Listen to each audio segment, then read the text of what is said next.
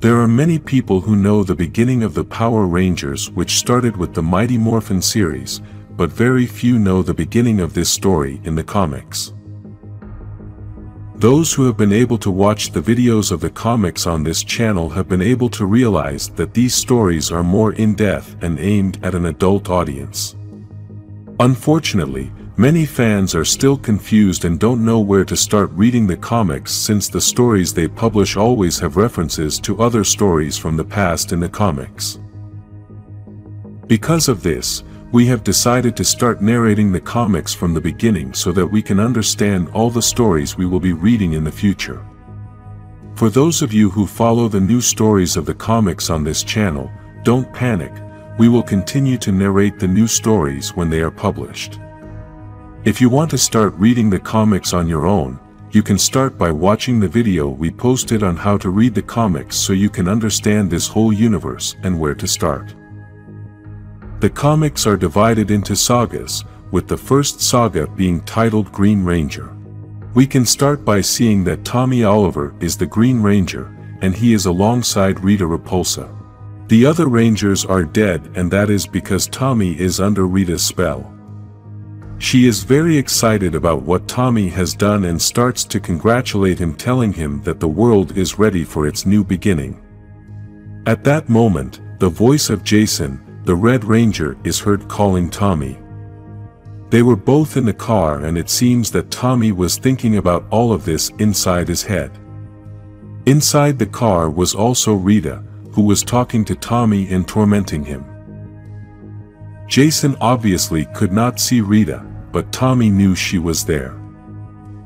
Jason suspects that something is wrong with Tommy, so he starts asking him questions, and he answers that he feels fine, but he is a little nervous because it is the first day he is going to school as a ranger. All the Rangers arrive at the school, and they all meet in the parking lot to have a conversation before entering the building.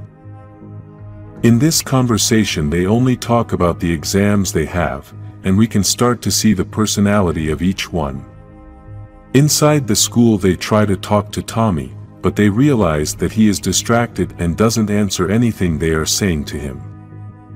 In all this time Rita kept talking to Tommy, and that is why he was distracted. Then he tells the other Rangers that he must go and that he will catch up with them later. On the moon, we can see that at the palace Rita asks Finster if the new monster is ready, and he tells her that this new monster has unconventional weapons for an unconventional war.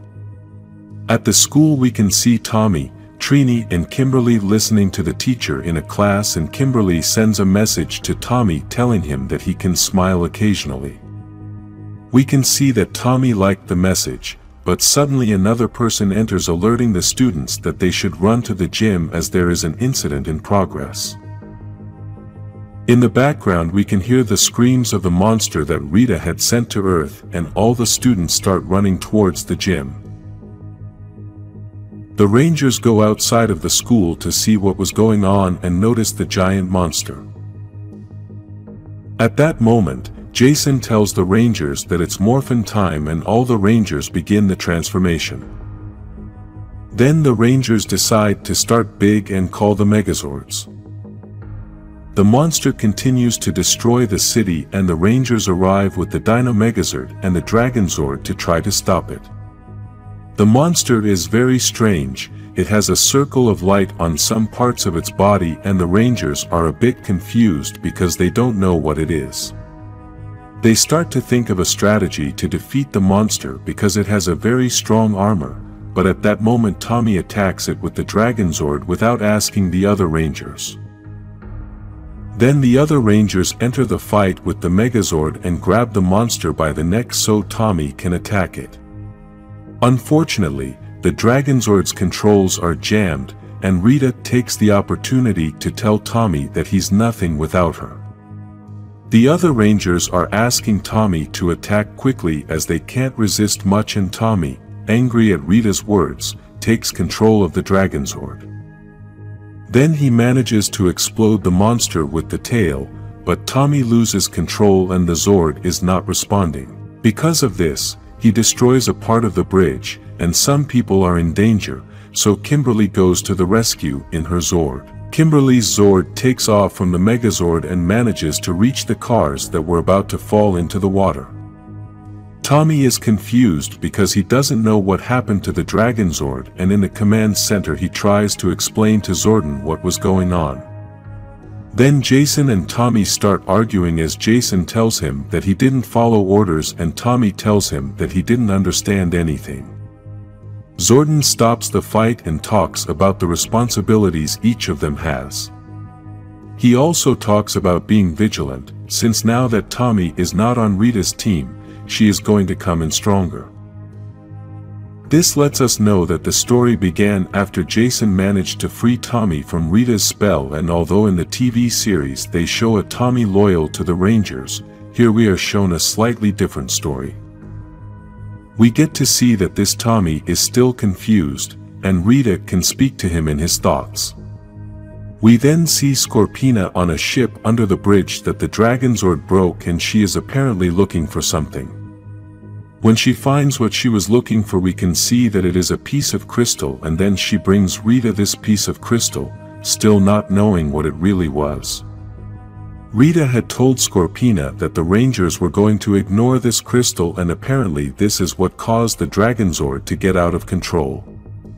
Rita is very grateful for Scorpina's work for finding this crystal, and it is apparently very important.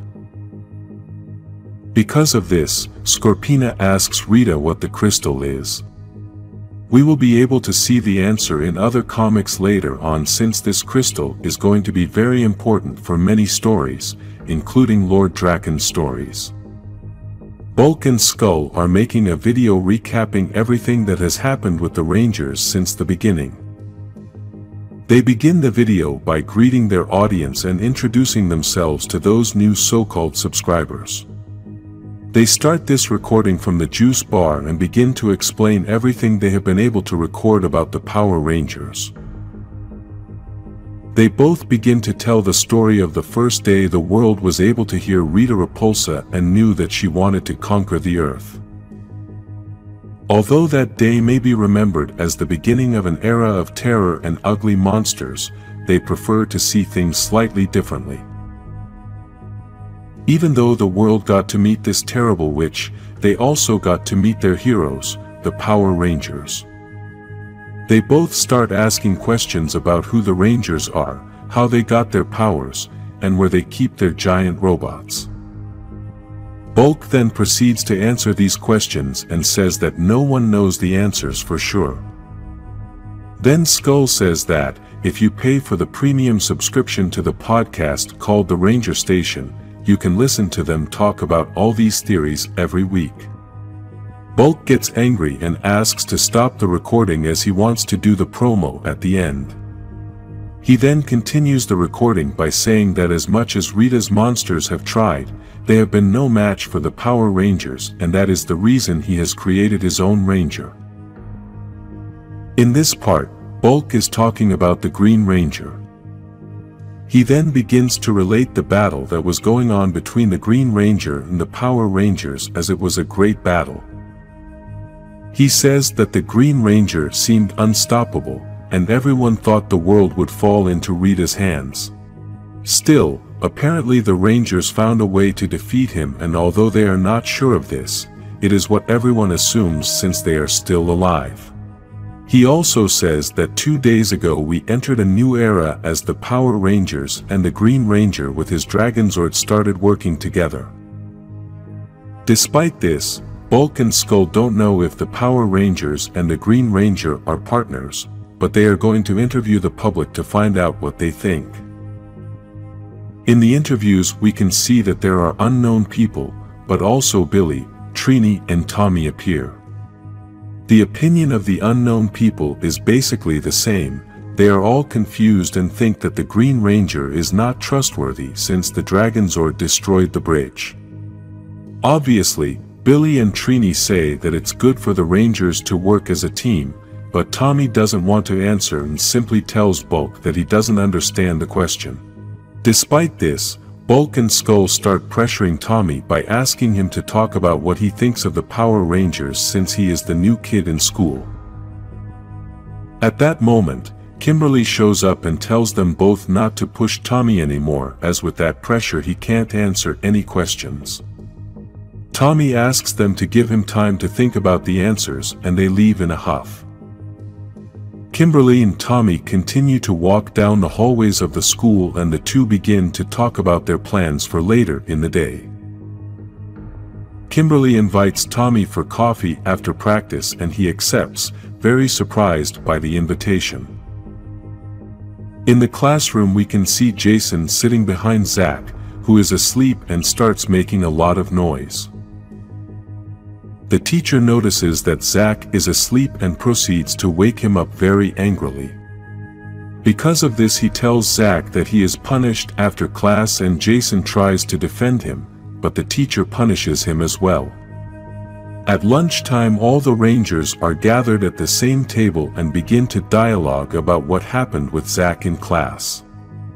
Then Trini tells them that while Zach and Jason are serving their punishment, she and Billy are going to check the Dragonzord to find out why he didn't respond to Tommy.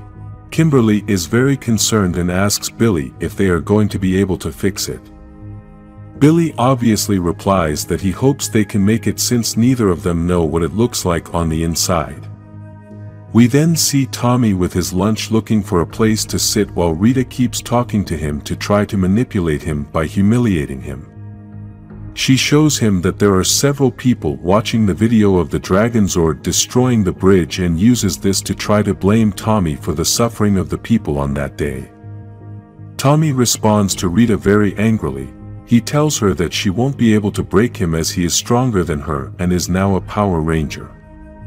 At that moment, Tommy finds the other Rangers and sits down with them, but unfortunately, the bell rings and the Rangers must go to their classes. Tommy has a different schedule, so he is left alone at the table, but Kimberly reminds him before he leaves that they will see each other later. Bulk and Skull continue to interview people, and this time they are interviewing Jason and Zach. They both try to tell Bulk that the Rangers are a team and Rita also has a very large team. If the Green Ranger has switched sides, then they don't think that's a bad thing, but Bulk asks him, how do the Rangers know they can trust him? Zach tells him that the Rangers are giving him a chance. Jason ends up replying that everyone deserves a second chance, and if the Rangers believe in that guy, that's good enough for him. Then, at Rita's palace we can see that she is sitting on the throne with the crystal that Scorpina had been looking for, which she wants to know if the crystal is ready. Rita replies that even though the chaos energy caused by the Dragonzord destroying the monster and then the bridge, it was a very good start for an initial charge, even so, they need more. With this we can already know that Rita wants to fill this crystal with evil energy called chaos energy, which she can get when the crystal is near the Green Ranger, and he destroys something. Jason and Zach are serving their punishment, locked in a classroom after school, and since they have plenty of time, they begin to talk. Jason is a little upset that Zach won't tell him what's going on with him because he stayed up at night and that this caused him to fall asleep in class. In the end, Zach tells him that it's a family problem he's having at home, but then asks him if he's also upset that Zordon didn't ask anyone about how they feel about having Tommy on the team. Jason tells him that even though he is a little angry, still, if Zordon believed in them when they started and now, he believes in Tommy, then they can't doubt. Now we can see Tommy inside the pocket dimension where Zordon can create a simulation of some situations for the Rangers to train in. In this situation we can see that the previous monster is attacking the Earth, Kimberly is in her Zord and Tommy tries to help several people. The putty patrollers try to attack the people, but Tommy starts to destroy them and asks Kimberly to help him by shooting from her Zord. Then Tommy tries to lead the people to a safe path, but it was a trap, and that path is full of putty patrollers. In the end Tommy can't take them all and the people are trapped there. All this time Rita was talking to Tommy, trying to discourage him, but he was able to resist. Then the simulation ends, and Tommy feels disappointed that he couldn't save the people. Zordon tells him that the mission was set up to fail because with this they can see how he reacted in moments of failure. Tommy asks him to try again, but this time he wants to try alone and asks Kimberly to reschedule the coffee date. At the end of the day, Tommy gets home and tries to practice what he is going to say in the Bulk and Skull interview. He looks in the mirror and thinks about how to answer about what the Rangers mean to him. At that moment he feels a sword on his neck. It was Scorpina who tells him not to waste too much time as he only has a few moments left. After the Dragon Zord failed and Tommy couldn't control it, the Rangers wanted to know what happened that day. It was Billy who obviously had to start investigating what was going on with the Dragon Zord, since he is the only Ranger with the knowledge necessary to repair a Zord. Trini is the only Ranger who can understand Billy's words when he tries to explain what is going on, since she is so intelligent that her way of speaking is hard for most people to understand. Even though Trini understands, she still isn't smart enough to be able to fix the Zords herself. They are both trying to repair the Dragon Zord, and the explanation Billy says is that the Zords make a balance between what they feel on the outside and the Ranger who is controlling it. If one of these two parts fails, then the Zord goes out of control. This is the first time Billy is going to enter the cockpit of the Dragon Zord, and so he is a little nervous as he doesn't know what he is going to find in there. He thinks that the Zord might be made of some unknown magic since Rita was the one controlling Tommy, but Trini clarifies to him that Tommy is just like the other Rangers. Billy tells her that Tommy is just like the other Rangers, a fighter like the others. This is because Billy has never been a fighter and has always been a person who solves things with his intellect. Trini tries to encourage him by telling him that no one can do what he does, and she has learned a lot from him. This is why Billy could be the most well-rounded team member, since he learned how to fight and is the smartest Ranger in history. Possibly, Billy could be the most important member of the team since he has created a lot of technology that the Rangers have used, and he has managed to save the other Rangers from many difficult situations. Both of them are still trying to repair the Dragon Zord, which is in the depths of the ocean, and Billy wants to do it fast to get out of the water. Scorpina continues into Tommy's room and starts threatening him to hand over the power coin. Tommy obviously refuses and tells her that Rita must be desperate to have to send a stand-in. At that moment, Tommy's mother comes to the door of the room to offer him food, and Scorpina tries to use this moment to further threaten Tommy. Because of this, Tommy gets very angry, and after pushing Scorpina's sword, he grabs her by her arm and teleports to a faraway place. She takes advantage of this moment to break Tommy's communicator, since she thinks that now in this place, he will not be able to get help, and now she will be able to defeat him. Tommy realizes the situation, so he does Morphin to start fighting. The battle begins and Tommy tries to attack with his dragon dagger, but Scorpina defends herself very well with her sword. Then she underestimates Tommy and tells him that he should think things over before fighting an experienced warrior when he is so young. She is a great warrior with many skills, and this is demonstrated when she disappears without Tommy noticing. Then she appears above him and attacks him hard. At the end we can see that Scorpina now has many putty patrollers behind her ready to attack Tommy. We now see Jason as a teacher in a martial arts class, and apparently his students respect him a lot. Kimberly is sitting waiting for the class to end so she can talk to Jason and enjoys listening to the students.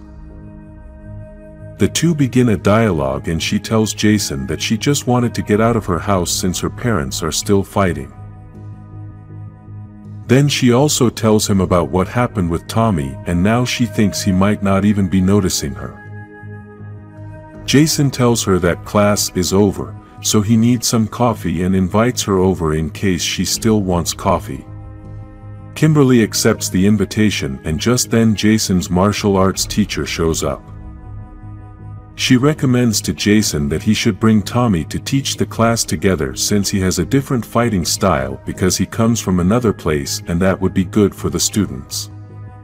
In Jason's words we can notice that he didn't like this idea very much, but he still said he would think about it. At that moment, the communicator rings and Zordon tells the Rangers that Tommy needs help. In the middle of Tommy's battle, we can see the words of Rita, who is explaining what is truly going on as she has a hidden plan. Scorpina's sword has the Chaos Crystal, and every hit Tommy takes fills this crystal with energy. Rita chose Tommy because he never gives up and she knew he was going to keep fighting. This is going to keep causing the crystal to keep filling with energy and she will be able to complete her plan. Despite this, Rita wants Scorpina to take the power coin from him as she says this will get them the victory. Tommy is losing the battle and now Scorpina is going to try to take the power coin from him. At that moment, Jason and Kimberly arrive to save Tommy by firing their blasters at Scorpina. Jason starts fighting Scorpina while Kimberly tries to free Tommy using the blaster sword. Then Zack arrives to help the Rangers as well, and Scorpina continues to threaten the Rangers by telling them that Armageddon is coming. When Kimberly finally frees Tommy, Tommy starts running to try to catch up to Scorpina, saying that he can't let her escape. Despite this, Scorpina escapes and Tommy is left very confused in the middle of the forest as Rita starts talking to him again. She tries to turn him against the other Rangers by telling him that Jason wouldn't have needed help and basically making him feel like a failure. She also tries to make him think that the other Rangers think he is a failure, and this is why they must come help him. Although Tommy tries to stop Rita from playing with his thoughts, she manages to make him start to get confused. Because of this, Tommy tries to defend himself from the Rangers by explaining everything that happened since they are confused. The Rangers don't understand how Tommy was with Scorpina in that place and Tommy thinks that they are accusing him. Rita's words really have Tommy very confused, and this has started to create misunderstandings among the Rangers. At the command center, the Rangers along with Zordon try to figure out Rita's plan as they understand that she is after Tommy's power coin and is going to try anything to get it. Rita keeps talking to Tommy in his thoughts and tells him that the right decision is to give the coin to her. Despite this, Tommy says that he doesn't care what she tries, but he's not going to give her the power coin or the Dragon Zord. Kimberly then asks Billy and Trini if they managed to figure out what was going on with the Dragon Zord. Billy begins to explain that basically the Zord was fine, but for some unknown reason the Dragon Zord stopped obeying Tommy. Rita takes this opportunity to tell Tommy that he is to blame for this and that he is to blame for the destruction of the bridge. Suddenly, Tommy shouts very angrily and says that he is tired of all this, the annoying talk and all. At that moment, he could no longer continue talking and fainted. In Rita's palace we can see that Golder is locked up as a punishment for losing the Green Ranger. Because of this, Golder does not want to eat as he feels ashamed for failing his queen and now thinks that she will never release him. On Earth, after Tommy passed out, he now wakes up in his mother's house and she tries to wake him up. Tommy wakes up and is very confused, not knowing what was going on. His mother begins to explain to him that he had passed out and his ranger friends brought him home to rest. With those words Tommy was already suspecting that something was not right, and his mother started to tell him that he should just give up. As she says these words, she starts to take off her mask as she was not Tommy's mother, she was actually Rita in disguise. Tommy gets very scared, and Rita starts to tell him that she is the only one who really loves him. Suddenly, Tommy screams very loudly, and at that moment he wakes up again in the command center. This was all part of a hallucination he had while passing out. The other Rangers are very concerned as they don't understand what is happening to Tommy, as he is still very confused after passing out. Kimberly tries to calm him down and asks Alpha to get him some water. The Rangers think that something might have happened to him because of the fight he had with Scorpina. Trini starts checking Tommy's pulse and notices that his heart is beating too fast, so she tells Zordon that she thinks they should do a scan. Zordon thinks the scan would be very prudent, and Trini tries to calm Tommy down by telling him that she is going to try to find out what was happening to him.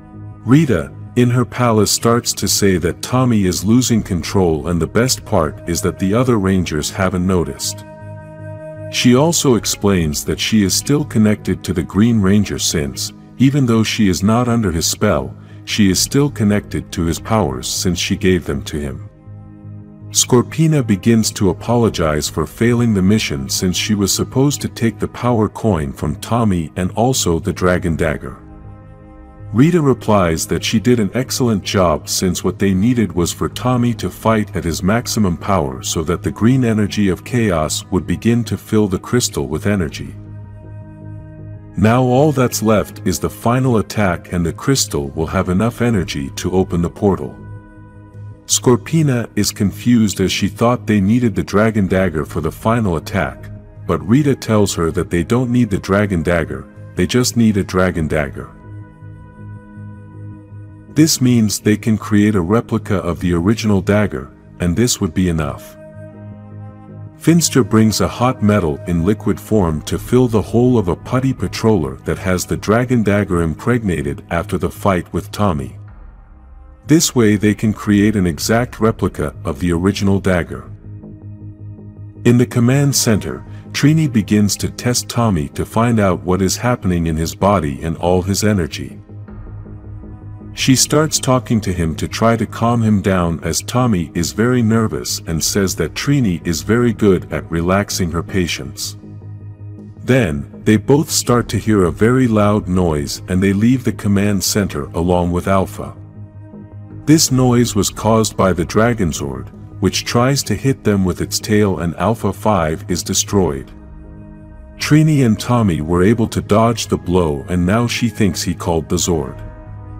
They both morph to try to stop the Dragonzord, but it quickly attacks them, so Trini calls her Zord so they can fight. The battle of both Zords begins, and although Trini's Zord is very fast, still, the Dragonzord is very powerful and manages to knock him down. Tommy tries to control the Zord with the music of the dagger, so the Zord starts to get closer. Tommy keeps playing the melody to control the Zord, and when he thinks he is under control, the Dragonzord attacks him. Suddenly, Tommy wakes up again in the command center, and it seems that he had another evil vision provoked by Rita. He begins to tell Trini everything he saw in his vision, although he still thinks it all felt very real. She tries to calm him down and asks him to lie down again so she can review his entire energy scan. The other Rangers are gathered in a restaurant, and Zack is talking to them about what's going on with Tommy. He thinks something isn't right, but they don't know what it is yet. Despite everything that has happened, still, Kimberly keeps defending Tommy, then gets really angry and tells the other Rangers that if they have something to say they should say it now. Jason doesn't want to get too involved, but Zack starts to say that Tommy came to this town and Rita chose him, and she doesn't choose just anyone. They don't know if even Rita is still controlling him, since in the woods, he had a bad attitude, and that should scare them all. Kimberly asks Zack if he's not even going to give Tommy a second chance, but he replies that they just need to be much more careful. Kimberly then asks Jason for his opinion, and he tells her that with all the things that have happened, it's clear that there is something wrong with Tommy. Kimberly tells them that this is a reason for them to help him, and Jason replies that they are going to help him, but they can't do much until he admits to himself that he has a problem. Then Billy says he's going to be able to fix the communicator, and at that point Trini calls the Rangers to go to the command center to see something. At the command center, Trini shows everyone what an energy scan of any of the Rangers looks like, and we can see that it is an organized energy. She then shows Tommy's energy results, and this energy looks different. Billy says that the dragon coin is not connected to the grid in the same way as the other coins, but it is still weird that his energy looks like this. Zordon then explains that this could have many explanations, including just Tommy's body getting used to the energy. The Rangers are worried as they don't know if this is Rita's fault, and Zordon says he can't say for sure without more proof. Kimberly again starts to defend Tommy, saying that it is impossible that Rita is controlling him, since if he was having visions then he would have said so quickly. At this point, Tommy begins to confess everything that had been happening to him all this time. The Rangers begin to confront him and ask him questions about everything Rita tells him in those visions. Then they ask him why he didn't say anything, and Tommy says he wasn't sure what was going on. Then Jason, very angry, starts to claim him since Tommy put everyone's life in danger and he feels responsible for everyone else's life. Now Jason feels that they can't trust Tommy and tells him that he is not ready to go out and fight. Just then, the alarm goes off and the Rangers realize something is going on with the Dragon Zord. Apparently, Rita's plan worked. Scorpina managed to take full control of the Zord using the Dragon Dagger replica combined with the crystal. Now with control of the Dragon Zord, they can now make the final attack and complete the plan. Rita then tells Scorpina to go and destroy everything in her path. Scorpina starts smashing everything in her path, and the first thing she destroys is a ship that was nearby. She confirms to Rita that she can feel how the crystal keeps filling with energy and is now more powerful. Rita tells him to continue so that the crystal fills completely and opens the portal for Armageddon to begin. In the command center, the Rangers are very confused as they don't understand how Scorpina is controlling the Dragon Zord. Apparently, Zordon is not surprised as he says that Rita's history with the Dragon Zord is very long, and he seems to assume that because of this she must have found a way to control the Zord. Billy and Trini try to figure out what energy they are controlling the Dragon Zord with, but they can't figure out what is going on. Meanwhile, Jason asks Tommy to stay in the command center while they take care of everything, and then says it's Morphin time. All the Rangers are morphing, but Jason knows they need to get help from the Zords, so he calls them all in. In the city we can see the Dragon Zord starting to destroy everything. People start to run away and Scorpina is very happy with what she is doing. Suddenly, we can see that Billy grabs the Dragon Zord by the foot with the chains of his Zord so he can't move and continue destroying. All the Zords are on the shore of the sea, so Jason asks Billy to drag the Dragon Zord into the sea to get it away from the shore. We can see how Billy has the Dragon Zord tied up and starts to turn around to drag it into the water. On the moon, Rita is very angry about everything that is happening since the Rangers are ruining her plan, so she asks Finster to send monsters to help Scorpina and distract the Rangers while she completes the mission. Just then, 3 giant shark-headed monsters appear and start beating up the Zords, and one of them breaks the chains that were keeping the Dragon Zord bound. Zack, Billy and Trini begin to battle the monsters, while Jason and Kimberly try to stop the Dragon Zord. The battle is very difficult as the monsters are very strong and Scorpina is attacking Jason with the full power of the Dragon Zord. In the command center we are about to witness the most important part of this story, and that is that Tommy starts to listen to Rita again. She tries to humiliate Tommy by telling him that he was left out again and that the hero life is not for everyone. Tommy gets very angry and tells Rita that he remembered some words Trini had said to him. When you go through something terrible, ignoring it empowers him, and the only way to deal with it is to face it. Then, he tells her that, instead of listening to her all the time, he should be the one talking, and he doesn't think she is real. He thinks she's just a reflection of his self-doubt, his insecurity, and everything he hates about himself. Yet, she is still himself, and the only way she has power is if he gives it to her. Then, Tommy is filled with self-confidence, and the specter of Rita begins to fade as she screams in despair. Now, Tommy is full of confidence and thinks that he can't just stand there and do nothing while the Rangers are about to be defeated. Zordon tries to persuade him by telling him that if he leaves, then he will be disobeying a direct order from Jason. Still, Tommy says that he has the real dagger and perhaps this can save the situation. He is also very sorry to learn that he is disobeying an order, but feels he must try, so he does Morphin. In the middle of the battle, we can see that Tommy appears on top of the Dragonzord's head and Jason is very surprised. Then, Tommy starts creating music with his dagger to try to control the Zord, but Scorpina taunts and makes the Zord shake, so Tommy falls off. Kimberly manages to catch Tommy with her Zord, and then Trini tells Jason that they need the Megazord since the monsters are too strong.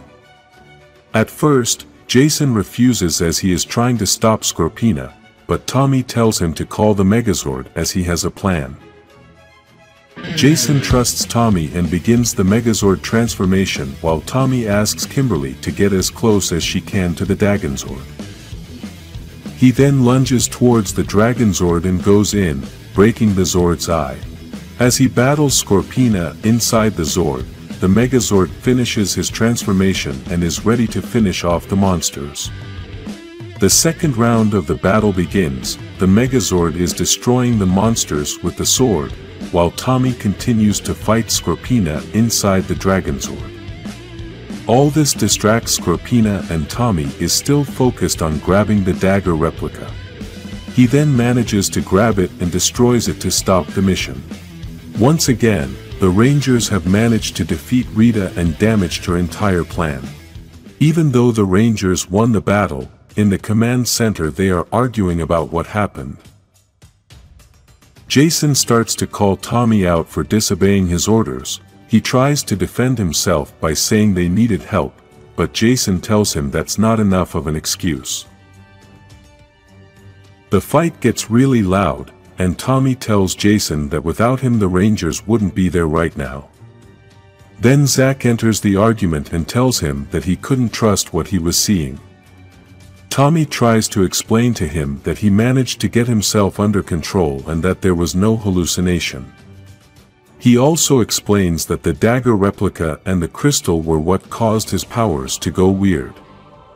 Now that it's destroyed, they just need to concentrate on locking Scorpina up. He then turns to leave, but Jason tells him they're not done yet, and Zack grabs him by the arm to keep him from leaving. This causes Tommy to get very angry and he asks Zack to let go. Zack then tells him that he is tired of him telling the Rangers what they should do. Tommy again asks him to back off, and Zack asks him if he is going to be an evil Ranger again. The argument continues, and while they are still very angry, the crystal continues to fill with energy as it feeds off the chaos. Even though the dagger is broken, the crystal is still intact and can continue to fill with energy. Then, Tommy and Jason reach their limits of patience and are about to start fighting. This causes the crystal to fill completely with energy, which was Rita's plan, and then the portal opens.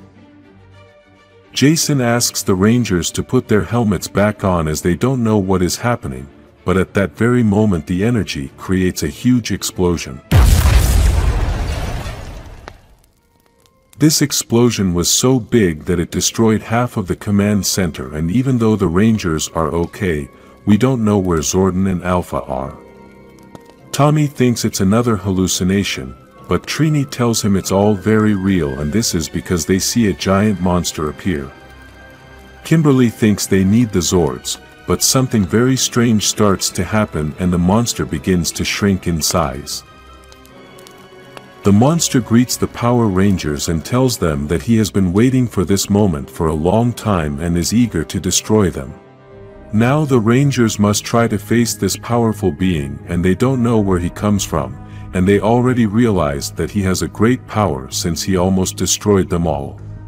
Black Dragon reduced his size and begins to dialogue with the Rangers. He tells them that he wanted to offer them a chance to surrender, but he knew that was not going to happen. Obviously, the Rangers are very angry since this unknown monster destroyed the command center, so Jason tells him that he just destroyed their home and there is no chance in the world that they will surrender.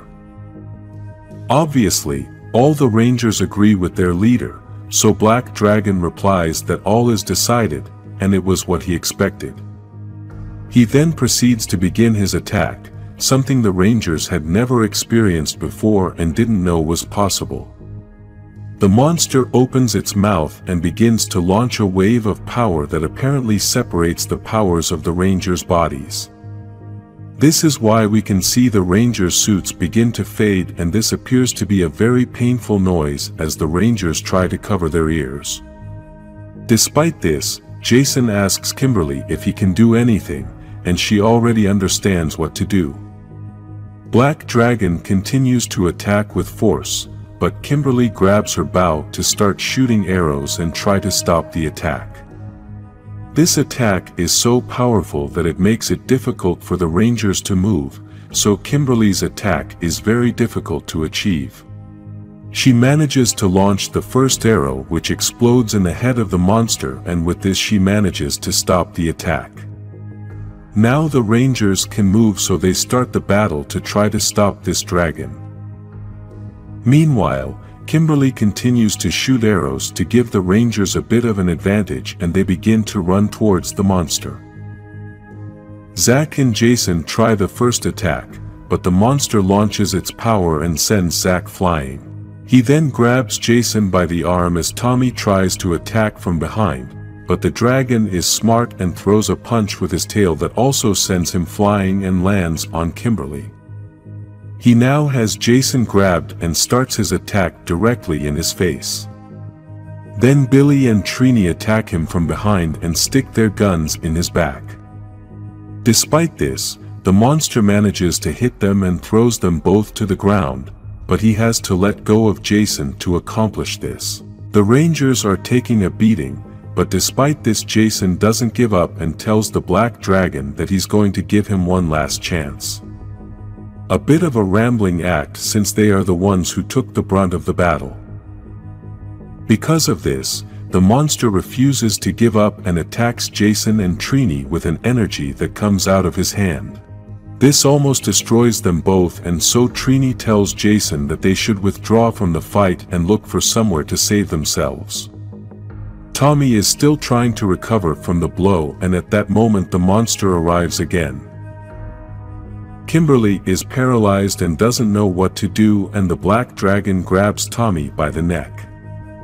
Trini starts saying that she can teleport everyone to the pocket dimension, and Jason asks her to run the necessary systems there as well since all the command centers are exposed. As the Black Dragon has Tommy by the throat, he tells him that the Green Ranger is always very different and unique, so he's going to make him a little more normal. Zack uses his power axe to hit the monster hard to get it to let go of Tommy and tells the other Rangers that it was time to leave.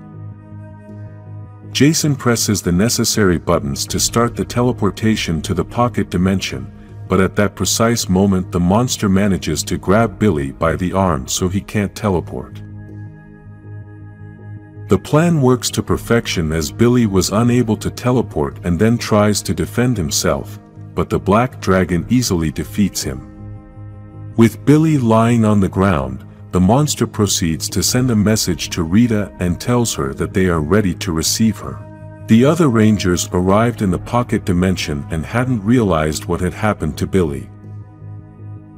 They begin to notice that the entire pocket dimension was falling apart, and Trini says that this may be happening because of Zordon's absence.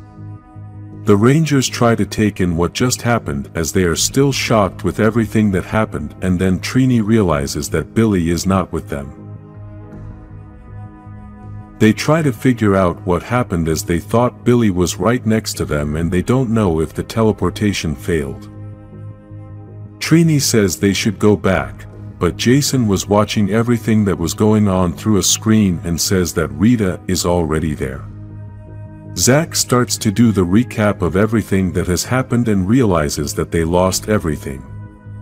They lost Zordon, they lost Alpha, there is a dragon that can beat them up, they destroyed the command center, and now they have the one person who could have answers to everything that is going on. Kimberly asks Tommy to try to remember something about everything he could hear while being controlled by Rita to try to figure out what might be going on.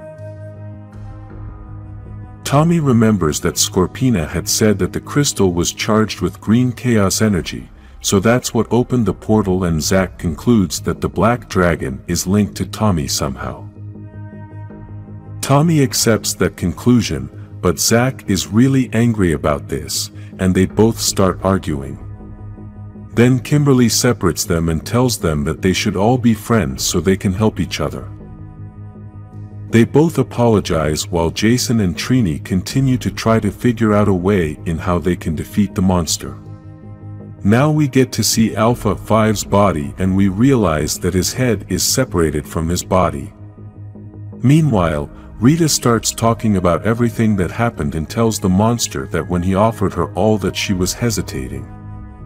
Now she thinks it was all a success, except for the loss of Scorpina. The Black Dragon welcomes the Empress. He also tells her that the Rangers escaped to the pocket dimension, and they need to follow them there. We can see that he already has Billy's morpher and tells Rita that he will use that power coin as an access point. He then starts to throw his power coming out of his mouth by putting the Chaos Crystal in front of it and then the power coin. In the pocket dimension, the Rangers continue to try to find out what happened to Alpha and Zordon as they don't know if they survived. They also say that for now the priority is Billy, who was probably taken to the dark dimension. At that moment, the Rangers begin to feel the Black Dragon's attack and his power begins to leave their bodies. This does not affect Tommy, but the other Rangers are left without powers and now none of them are transformed. Billy is in the dark dimension and his glasses are broken on the floor. Due to this, he can't see anything around him, but he hears a noise and starts to ask if anyone is there. Golder was close to Billy and the noise he heard was the chains he had. Golder starts talking to Billy and tells him that he will slowly get used to that place until he feels it is his home. The reason Golder is there in chains is because he failed Rita and lost his Green Ranger. He tells Billy that he had failed Rita many times before. Why is it different now? Golder gets very angry and basically tells him to worry about his own problems. In the command center we can see that the Black Dragon is in the Zord hideout near Jason, the Red Ranger's Zord. The monster uses his power again to wake up the Zords and tells them it's time to get up. Apparently, this power has the ability to control everything using the power of the Morphin grid. In another part of the command center we can see that many putty patrollers are lying on top of each other to form a wall, and then Rita's helpers burn them with fire to transform them into a rock wall. Inside the command center, Rita asks the putty patrollers to put their throne in the same place where Zordon's tube was. Then Rita sits on the throne with Alpha 5's head in her hand and starts talking to him as if she were talking to a human being. She tells him that she couldn't have known what was going on because she served Zordon, and then says that she is going to create a lamp with that head so that for the first time it will serve a purpose. In the pocket dimension, Trini starts checking all the morphers to find out what happened to her powers, but realizes that there was nothing wrong with the morphers and everything was working. She is very overwhelmed by everything that was going on, as she feels that Zordon, Alpha, or Billy could have easily figured this out. Jason and Zack try to encourage her not to give up, and she comes to the conclusion that she has no powers because of the way they connect to the Morphin grid. In the Green Ranger saga, we had already seen that Tommy connects in a different way to the grid, and because of this, everyone has lost their powers except Tommy. Elsewhere in the pocket dimension, Tommy is still watching the replays of the videos of the explosion that opened the portal through which the Black Dragon entered, and is still feeling guilty for having fought with Zack and Jason. This fight was what filled the green chaos crystal with energy, and this is why Tommy feels he could have prevented it. Kimberly sits down with him to listen to him and keep him from continuing to blame himself for everything. Tommy says that this was the opportunity to make a good impression, but he blew it, and Kimberly sarcastically responds to him by saying that the first impression was trying to kill them. She then tells him that it was also the team's fault since they were used to the same people and sometimes people have a hard time with change. She tells him that he was the only one who didn't lose his powers, and maybe this is the opportunity to prove how valuable he is. At that moment, they begin to see a message that Rita is transmitting from the command center. This message is transmitted all over the planet, and she begins to say that the war is over. She asks all the leaders of the world to surrender to her before she destroys them all. She then tells them that she has destroyed the Power Rangers, so they won't be able to come save them, and that she also has control of the Zords. We can see that the Zords are in different cities around the world, ready to follow Rita's orders. Then she says that the leaders of the world have 24 hours to think about it. Those who don't want to surrender will be considered her enemies, and she will conquer them by force. In the pocket dimension, all the Rangers gather to make a plan after hearing Rita's message.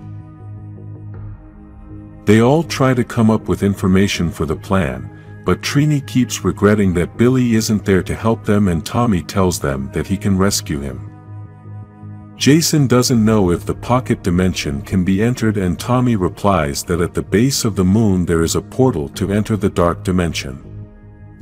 Zack asks Tommy how he is going to get there, and apparently Jason and Tommy already have a plan. They both use the Dragon Zord to fly to the moon, and it is that the Zords are very powerful machines that can achieve incredible things. Even though Jason already knew that the Zords could fly to the moon, they are both still impressed that they have managed to fly there. The moon base is guarded by putty patrollers who start shooting at the Dragon Zord. Tommy and Jason fight back and easily destroy the putty patrollers with the Dragon Zord's finger missiles. Tommy gives Jason the Dragon Dagger so he can continue to control the Dragon Zord, and then leaves to enter the moon base. Tommy tries to get in without anyone seeing him, while all the putty patrollers are still running outside to defend the castle. Then the Green Ranger gets to the machine that opens the portal to enter the dark dimension, but unfortunately, the Black Dragon was waiting for him. In the pocket dimension, Trini is still trying to think of some solution to these problems. She tries to think of Zordon and tries to understand if he can be somewhere since the energy cannot be destroyed. Then she starts to regret again that Billy is not there with her, as he would have found the clue she is looking for. Zack tries to comfort her by telling her that she is doing well and that she is pushing herself too hard. Trini then starts to regret telling Jason to back out of the battle they were having with the Black Dragon, but Zack tells her that was a good call since they were taking a beating and it could have been worse. Then they start to hear something on the screen and to their surprise think it's Alpha. On the moon, Jason continues to destroy all the weapons on the moon base, but the black dragon hits Tommy hard enough to throw him far away. The monster then learns that Jason is controlling the Dragonzord even though he has no powers and plans to confront him. The black dragon transforms to a giant size to start fighting the Dragonzord controlled by Jason. The monster is very powerful and also starts to beat up the Dragonzord. This monster hits the Zord so hard that it knocks Jason out and the Dragonzord is left floating and unable to move. Tommy is very worried about Jason, but unfortunately, he has a bigger problem right now as the black dragon is gigantic and can easily crush him. Because of this, the monster takes full advantage of the leverage he has and grabs Tommy by his arm. The Rangers are in the worst moment of their history since they have no powers and the last chance to save the person who can help them is lost. After Rita gave the leaders of the world only 24 hours to surrender, Bulk and Skull report everything that has been happening. In Tokyo, there is the Blue Rangers Zord and the military have been trying to get inside it but have not been able to. Due to this, they have caused a lot of destruction in part of the city and the same is happening in other cities. The Zords have responded to the attacks and have started to destroy everything. Bulk starts to say that they haven't seen the Dragonzord since the attack in the bay. Basically this was when Scorpina was using the Zord to try to fill the energy crystal. On the moon, we continue to see that the black dragon has Tommy held by the shield and begins to claim several things from him. First, he tells him that he had everything, the Empress gave him everything, he turned his back on her and only to die all alone now on the moon. Then, Tommy makes the shield disappear so he can free himself from the hands of the monster and begins to communicate with Jason. He tells him that he needs some distraction since it's too hard to fight a giant monster, but Jason is trying to stabilize the Dragonzord after the beating that the monster gave him and now it's floating out of control. Tommy wants to try to rescue Billy again and Jason advises him to stay close to the black dragon as it is so big that he won't be able to move well enough to catch it. The monster thinks Tommy wants to escape from the moon and keeps trying to attack him to stop him. Then, the Green Ranger takes advantage of the lack of gravity on the moon and raises one of the palace's guns to shoot the monster. Even though it was a good try, the black dragon attacks it and obviously manages to knock it down.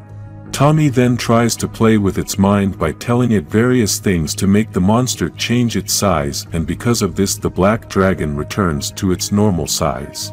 The monster says that he doesn't want Tommy to have any excuses after losing the battle.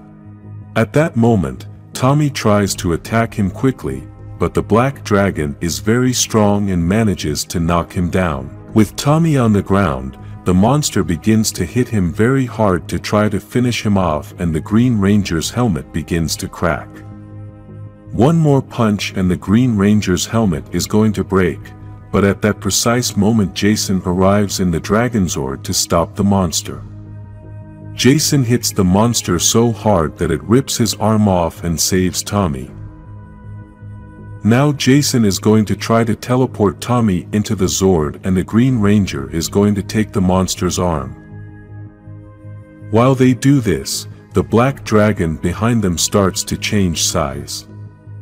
Inside the Dragonzord Tommy starts to ask for Billy as he still wants to save him, but Jason tells him that they already missed their chance, and they must leave to try to find another way to save him. The Rangers managed to escape from the moon successfully and the black dragon could not stop him. In the pocket dimension, the Rangers are still trying to talk to Alpha, who has used his backup system to be able to send signals to the Rangers since his body, which is his main power source, is not connected to his head. Alpha begins to respond to the Rangers and explains that he is lying in the trash unable to move since he has no body. He also tells them that Rita sent all his parts to be melted down, but before that, he was able to hear her plans. At that moment, Jason arrives holding Tommy, who is in bad shape and needs to rest. Jason then explains to the Rangers everything that happened and gives Trini the arm of the Black Dragon in the hope that this can help them in some way. Alpha greets Jason and Jason is very surprised to hear Alpha's voice again. The robot begins to explain to the Rangers how the Black Dragon is controlling the Zords and is using Billy's power coin to access the Rangers' powers. Everyone is worried as Rita's deadline is almost up and they need to find some way to stop her. In the command center we can see how they use the Blue Ranger's power coin to access the powers, and Rita starts to complain to the Black Dragon. The monster responds that he underestimated the Green Ranger, but that won't happen again. Rita doesn't understand how they can't take away the Green Ranger's powers, and the Black Dragon tries to explain to her that the Dragon Coin accesses the grid in a different way. Rita begins to doubt the monster and tells him that she thinks that on the moon he was hesitating to destroy the Green Ranger. This makes the Black Dragon very angry, and he tells Rita that he is doing everything for her since she was not able to destroy the Rangers. Rita tries to tell him about the monster's motives for destroying the Rangers, but he yells at her that his motives are none of her business. He then tells her that he only wants to destroy the Green Ranger himself, and the next time he sees him he won't hesitate to give him the final blow. Meanwhile, we can see that Finster has created a new arm for Black Dragon since Jason had ripped off his other one. In the Dark Dimension, Billy tries to talk to Golder, but Golder doesn't want to talk to him as he thinks they are enemies. Golder is very convinced that Rita is still his Empress, and he is her sworn honor guard, so therefore, they are still enemies. Billy tries to play with his mind by telling him that maybe Rita doesn't think the same way, but Golder still hopes that she still thinks about him. In the Pocket Dimension, Zack approaches Tommy and apologizes for everything that had previously happened between them.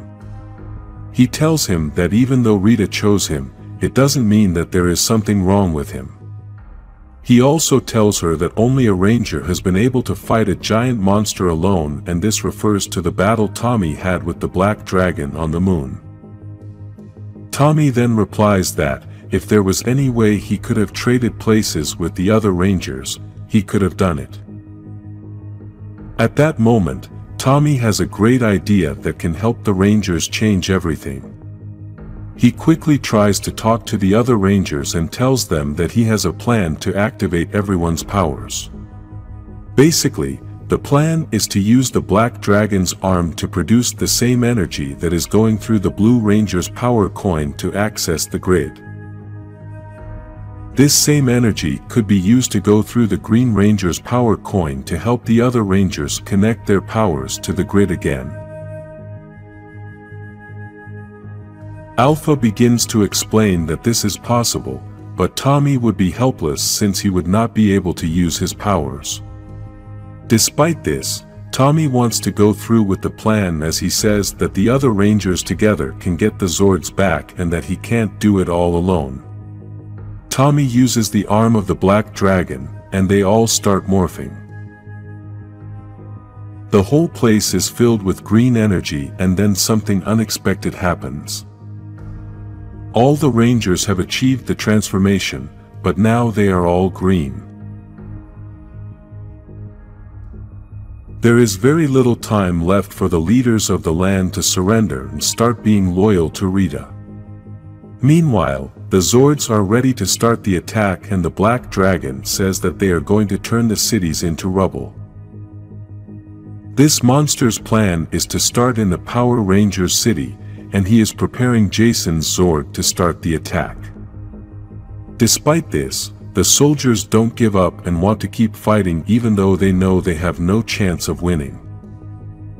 Suddenly, they begin to see a green light that does not allow them to see well, and they hear a voice telling them not to worry. This voice is Jason, the Red Ranger, who is now green because of the transformation with the help of Tommy. In addition to his green color, Jason also has Tommy's shield, which gives him more energy and protection. The Black Dragon wastes no time and quickly attacks Jason, but he dodges the attack. The monster then tells him that no matter how he finds a way to transform again, he still has control of the Zords. Jason tells him that now that he can transform again, he has access to his Zord and all the others as well. All the Rangers respond by confirming that this is true since they were all inside their Zords. Zack has control of the Mastodon, Kimberly is still flying in her Zord, and Trini is ready for action again online.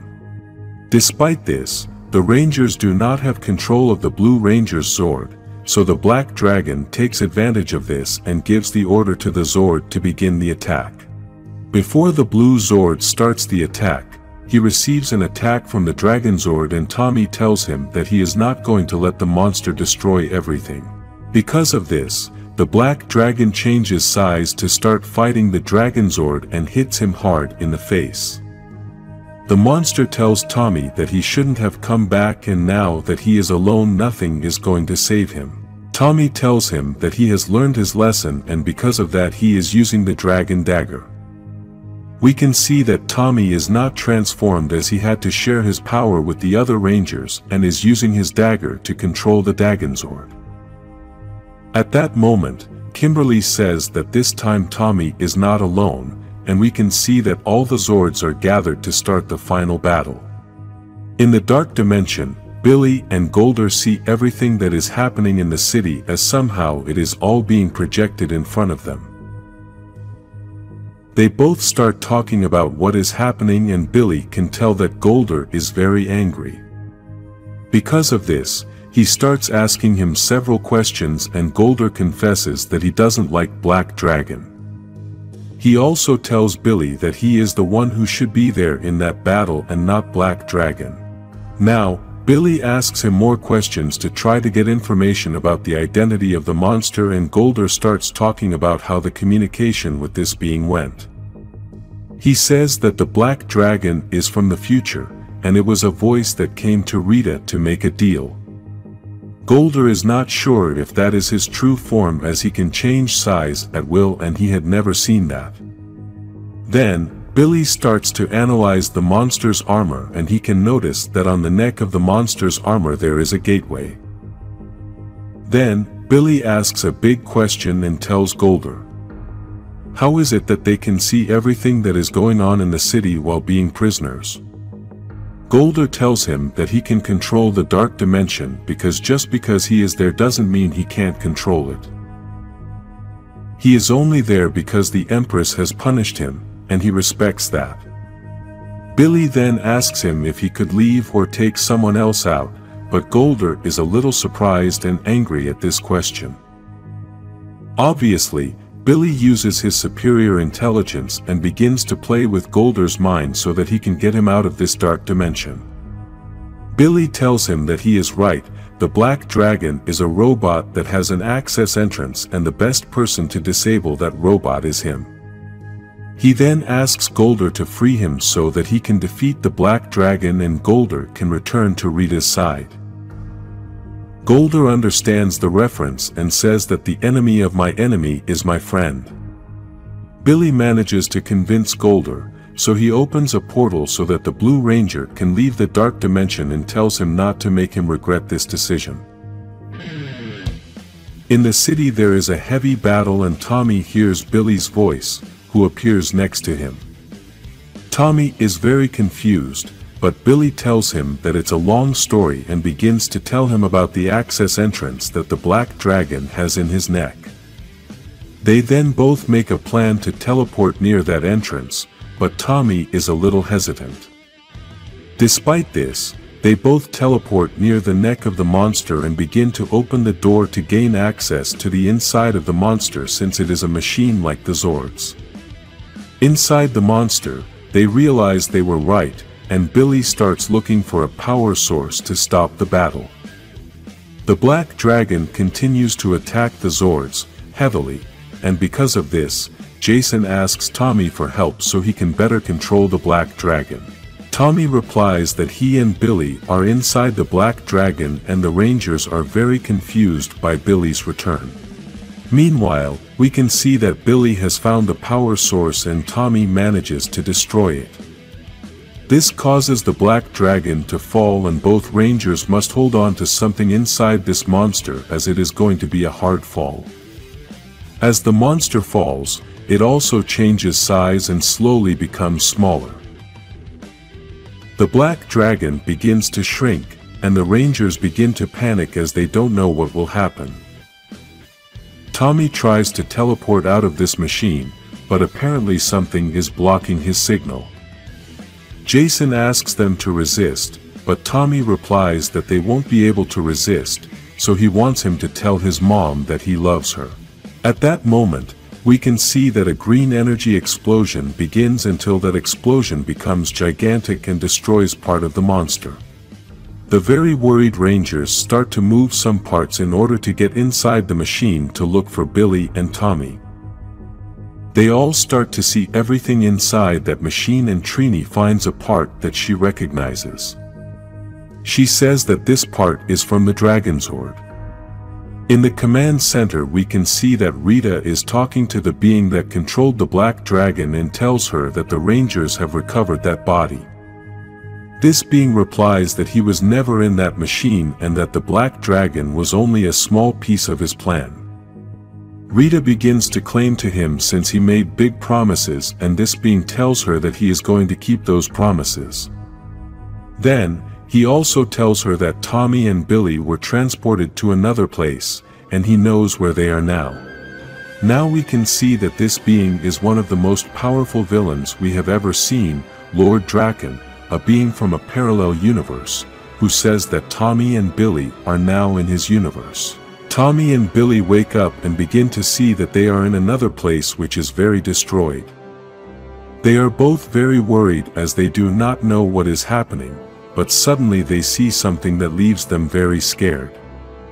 In this city there are two giant statues of Rita and the Green Ranger. This is the beginning of the story of one of the most powerful beings of the multiverse, Lord Drakkon.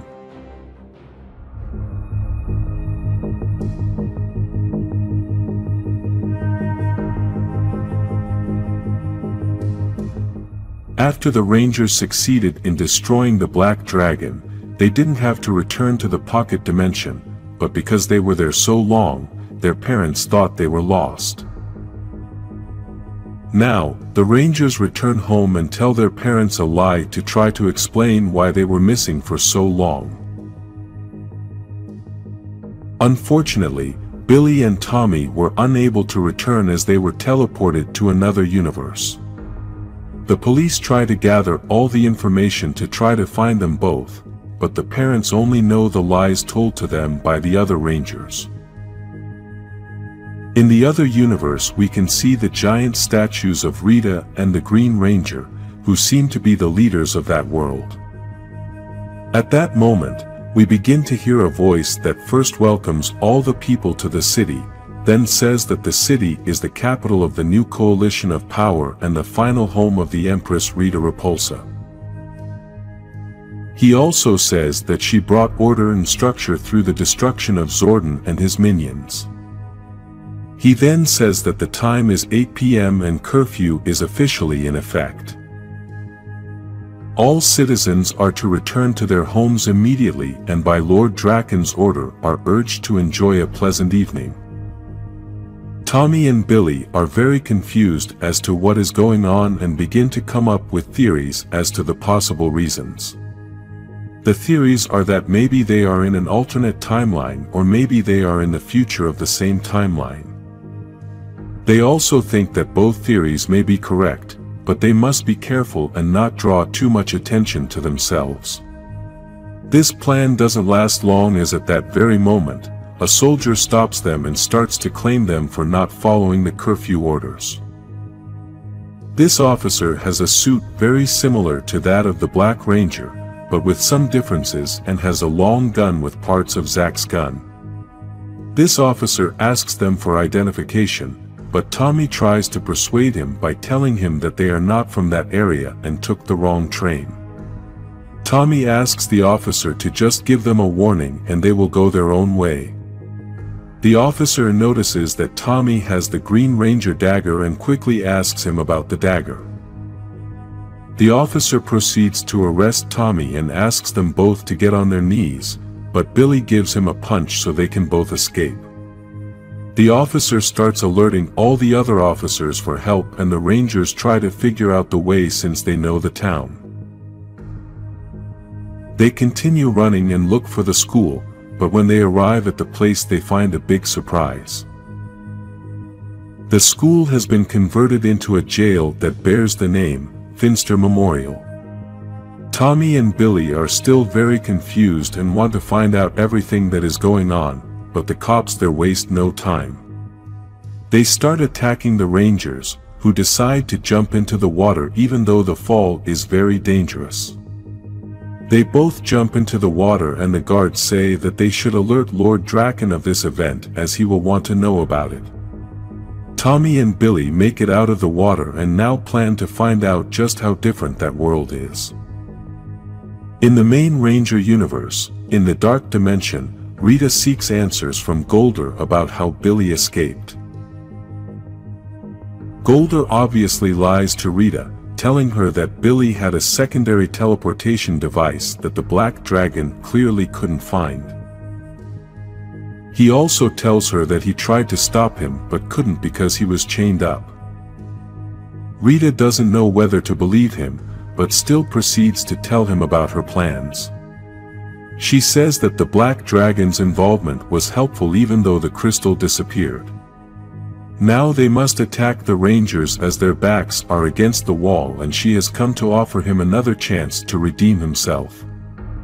Golder accepts this opportunity as that was what he was waiting for and that was the plan when he helped Billy escape. The other Rangers transported the remains of the Black Dragon to the Pocket Dimension to start investigating that whole machine and try to find out where Billy and Tommy are. At this moment, the only one who can do these investigations is Trini since she is the smartest one in that group and the only one who has worked with the Zords together with Billy. She says that she discovered that a person must be controlling the Black Dragon and she also discovered that the piece she is holding in her hand is identical to a piece of the Dragon Zord. Kimberly thinks that someone made a copy of the Dragon Zord, but Trini replies that it's not a copy, it's the exact same piece of the Dragon Zord, which is impossible. At that moment, the Rangers start talking about time travel and although at first, they think it's impossible, they realize that they lived through much weirder things than that. In Lord Drakkon's universe, Tommy and Billy find the command center, but they also find the worst nightmare they can imagine. All the Zords are destroyed, but they are Zords they don't know because they are the Thunder Zords. In the main universe these Rangers have not yet acquired the Thunder Zords, so this confuses them even more. Suddenly, the Rangers begin to hear a voice coming from underneath the command center. This voice can recognize Tommy and Billy, but more impressively, it also knows that they are not the Rangers of this universe. Tommy tries to ask his name, but the voice says he must go down to find out. Billy warns Tommy that this may be a trap, but he wants to find out who this voice is and feels confident because he knows them both. Billy stays upstairs, but Tommy comes down and the voice begins to guide him so he can find his way. Then, he finds a huge door that is locked and even though he thinks he won't be able to open it, this voice gives him the motivation to try. After so much effort, Tommy manages to open the door and cannot believe what he is seeing.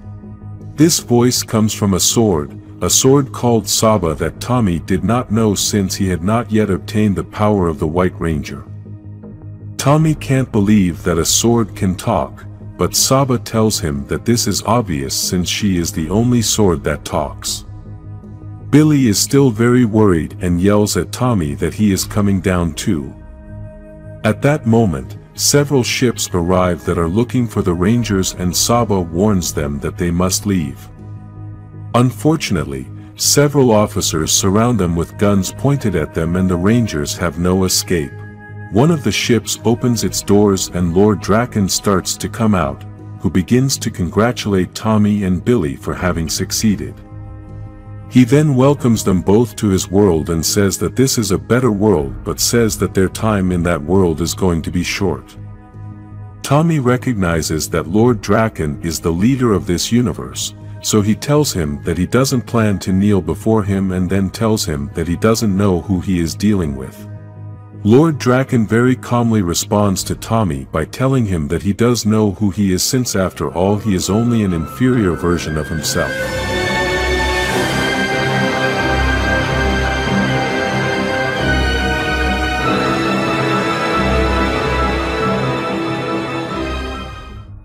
After Billy and Tommy travel to another universe and realize that everything was the same, but at the same time very different, they meet Lord Drakkon. A different version of the same Tommy Oliver, but with a greater power and as one of the leaders of that universe. Billy and Tommy were accompanied by Saba, a white tiger-headed sword that could talk, but it was much more than that, and it was about to prove it. This is Mighty Morphin Power Rangers comic book number 12. Lord Drakkon had told Tommy that he was an inferior version of himself, but Tommy very angrily replies that they are not the same. Interestingly, Lord Drakkon agrees with Tommy, and it is because he tells him, "I am better than you." Then, Drakkon gives the order to his guards to take the Rangers to the ship to lock them up, and thinks that after a long time finally the sword Saba will be his. The sword responds by telling him that his plans are slightly different, and his eyes fill with a red energy. The earth begins to shake, and everything starts to move. No one knows what is happening and everyone is very scared. Lord Drakkon gives the order to silence the sword as it is calling a Zord. Then, there is a loud explosion, and everyone goes flying. The white tiger Zord has awakened, and Saba has the power to awaken this Zord. This is one of the Zords that the White Ranger uses, but the Tommy of this time had not yet met him, as he did not know the power of the White Ranger either. Lord Drakkon orders his guards to go to the ship to start shooting at the Zord to destroy it. Meanwhile, Saba asks the Rangers to follow him to lead them on to another path to help them escape. The Rangers don't know where they are going, and Billy says that these Zords are destroyed, but Saba replies that sometimes looks can be deceiving. Saba had led them to the Falcon Zord, which was badly damaged, and the Rangers didn't know if it could fly. Despite this, Saba manages to awaken the Zord, and then it begins to fly. In the main universe, the parents of the Rangers are speaking in front of many people to give a speech about their lost children. Obviously, the parents don't know what is going on, and they think Billy and Tommy are lost.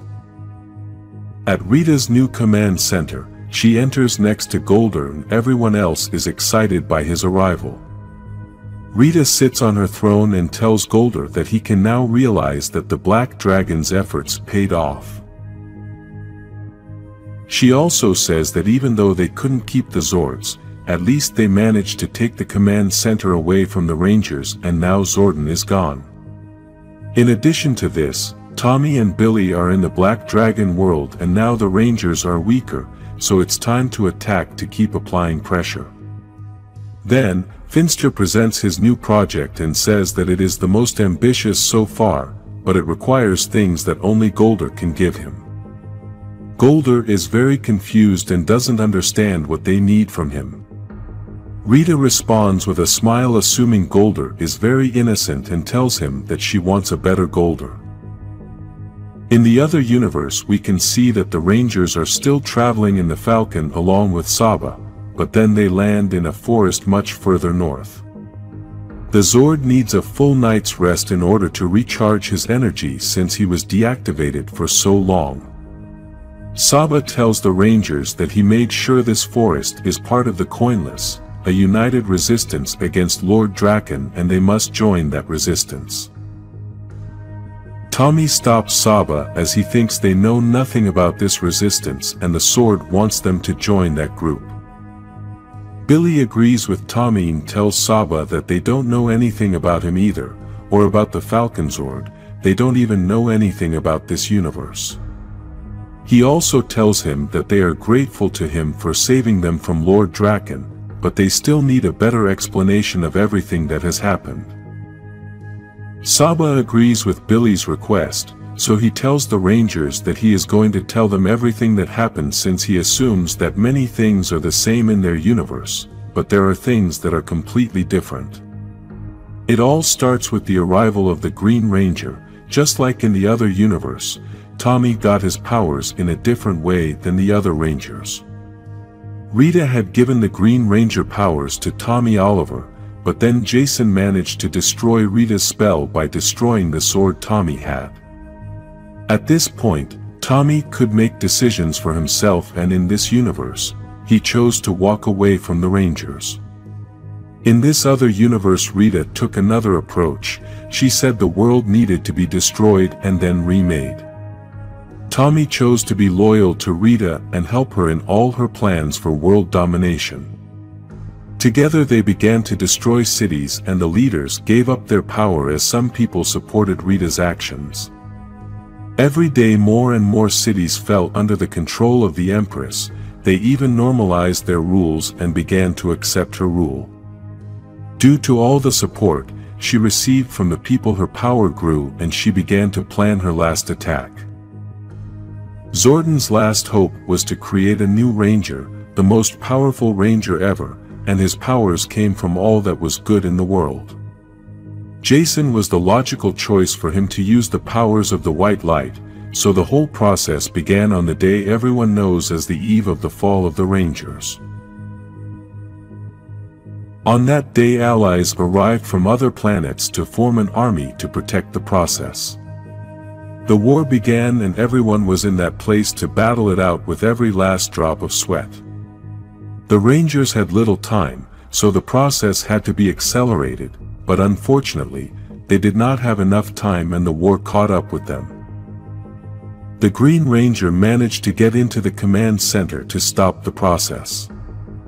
While the Rangers were losing the battle, Tommy and Jason were having the most legendary fight in history. Jason was using Saba to defend himself, but he couldn't get the White Ranger's powers.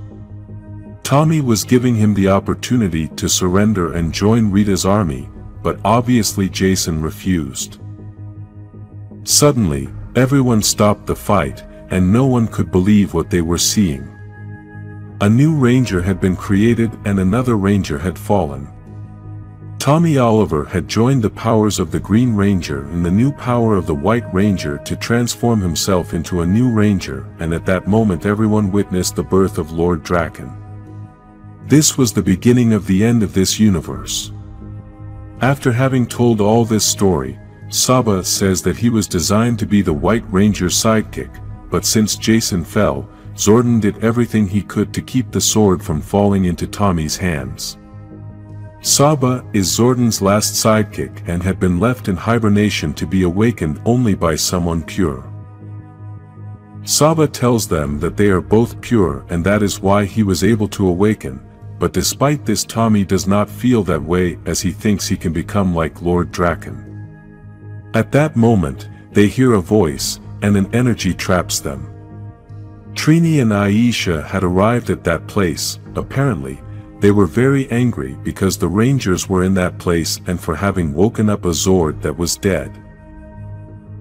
In Rita's new command center, we can see that Finster has built an improved version of Golder using her body as an example to sculpt this new monster.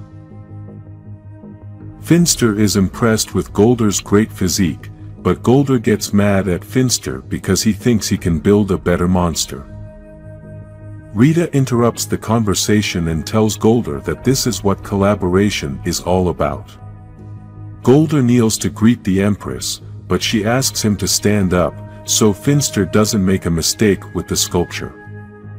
Finster tells her that he already has everything in his memory, and Golder gets angry because he feels he has been standing there for too long like a fool. Finster replies that he simply needed him for conversation as sculpting sometimes gets boring being alone. Rita tells Golder that if Finster needs him then he should stay there. Golder then doubts Rita's plan as he feels he could do it alone, but she tells him that she is going to give him an army that a warrior like him deserves. Finster runs out of the material he uses for sculpting and must go looking for more. He starts looking around and then apparently finds something very interesting.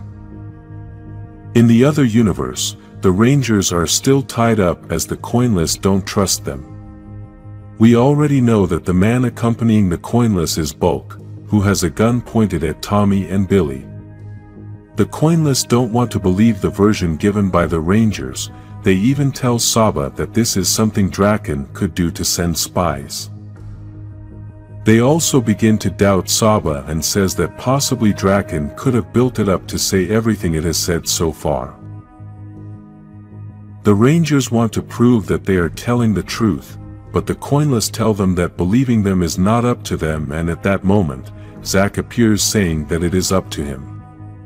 Zack greets Saban and asks him to say the same thing he said to him the last time they spoke, so Saban tells him that he told him he would return one day with those who would save this world, and as promised, he has now returned.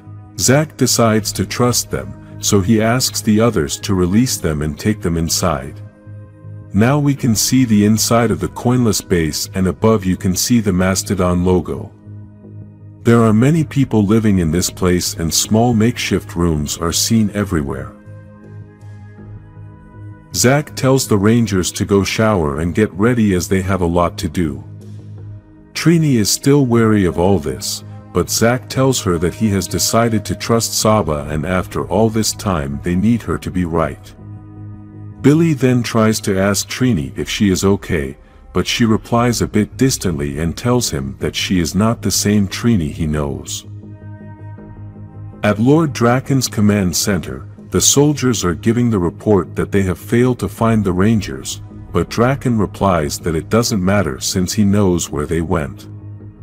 He then begins to complain to his main guard as his team allowed the Rangers to escape and he will not tolerate that level of ineptitude.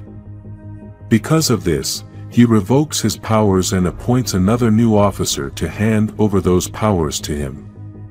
For the first time we get to see Scorpina after the Black Dragon arrived, and now, we understand that she did not die, but teleported into Lord Drakkon's universe. She tries to treat Lord Drakkon as if he is just like Tommy Oliver, but he threatens her not to compare him anymore.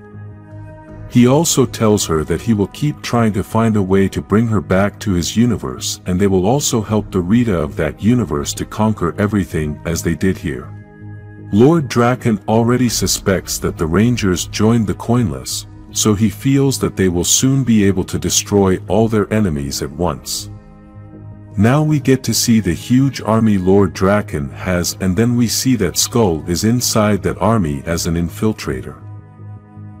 Skull manages to hear that there is a rumor that Lord Drakkon supposedly found the Coinless, so now he must try to inform Bulk about this news. In the main universe, Trini is still looking for a way to use the leftover parts of the Black Dragon to find something to help her with the search for Tommy and Billy. Kimberly arrives to try to distract Trini a bit so she can take a break since she's been searching for so long, but she tells Kimberly that she's not going to stop for now. Jason and Zack are fighting for practice, but Zack asks Jason for a short break as he feels Jason is unstoppable. Here we can see that the Rangers are still using the Green Ranger power as they have not been able to access their original powers yet. Jason tells Kimberly that this is the way for them to deal with the stress and at the same time stay in good shape for what may come. Jason then tries to blame himself for everything that is going on and feels that he was not a good leader, but Kimberly replies that there is no manual for how to deal with everything that happened.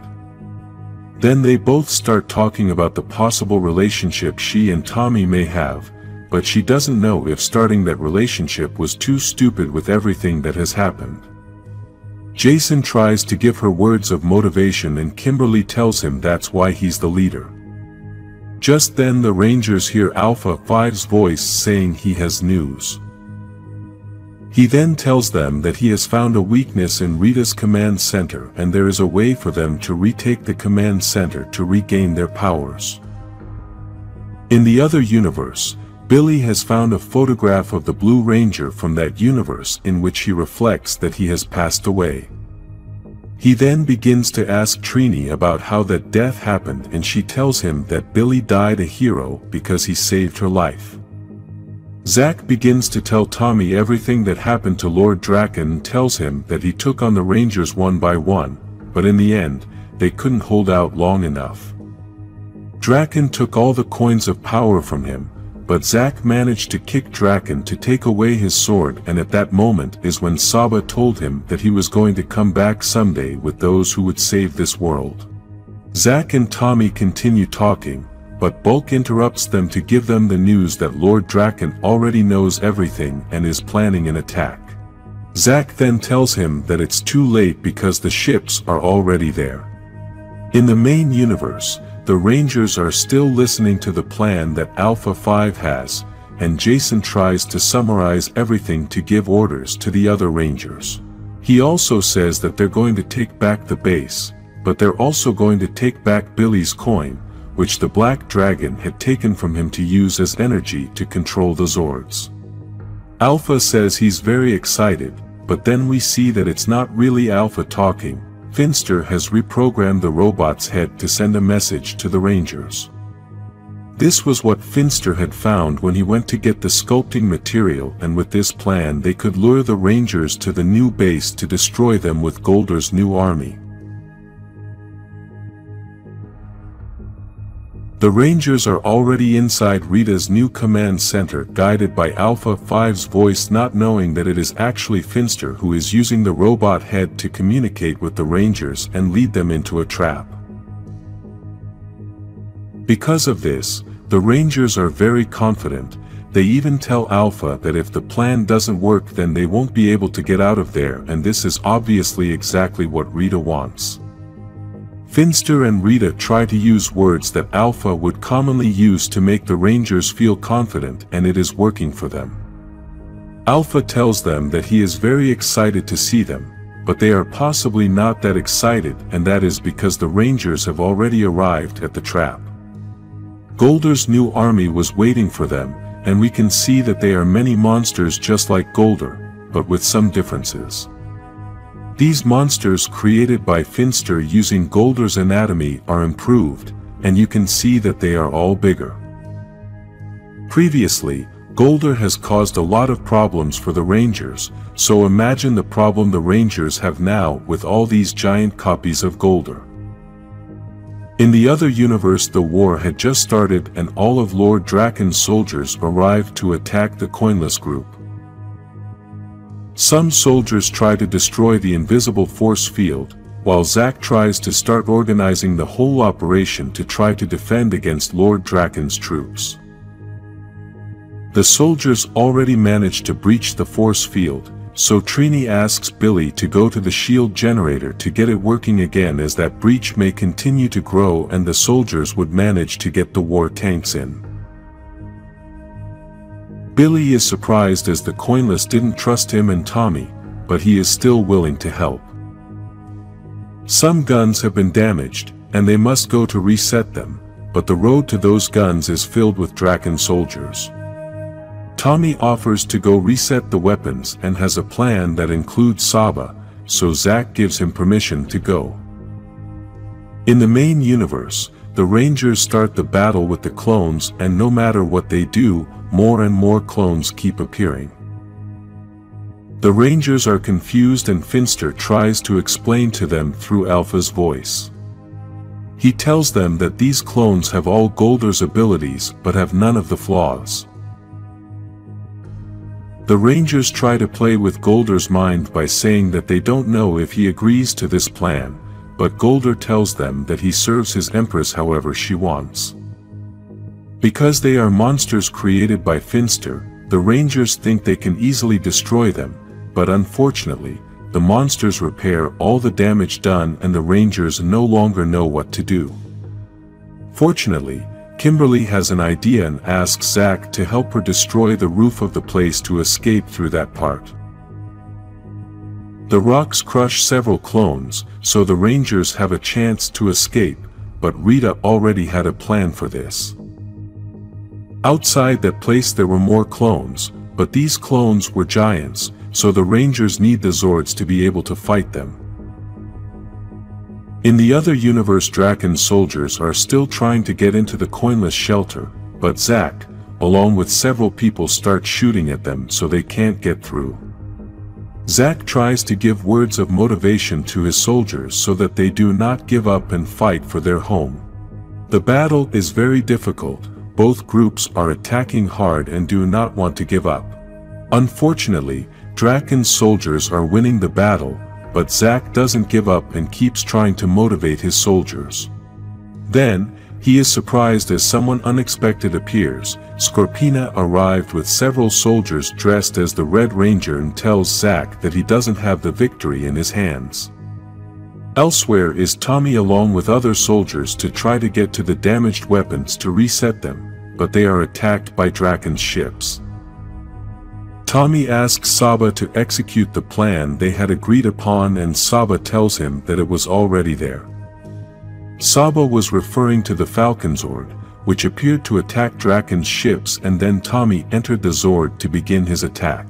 Billy and Trini are still at the force field generator trying to repair it, but both are worried as everything is too damaged and the shield is not going to be as strong.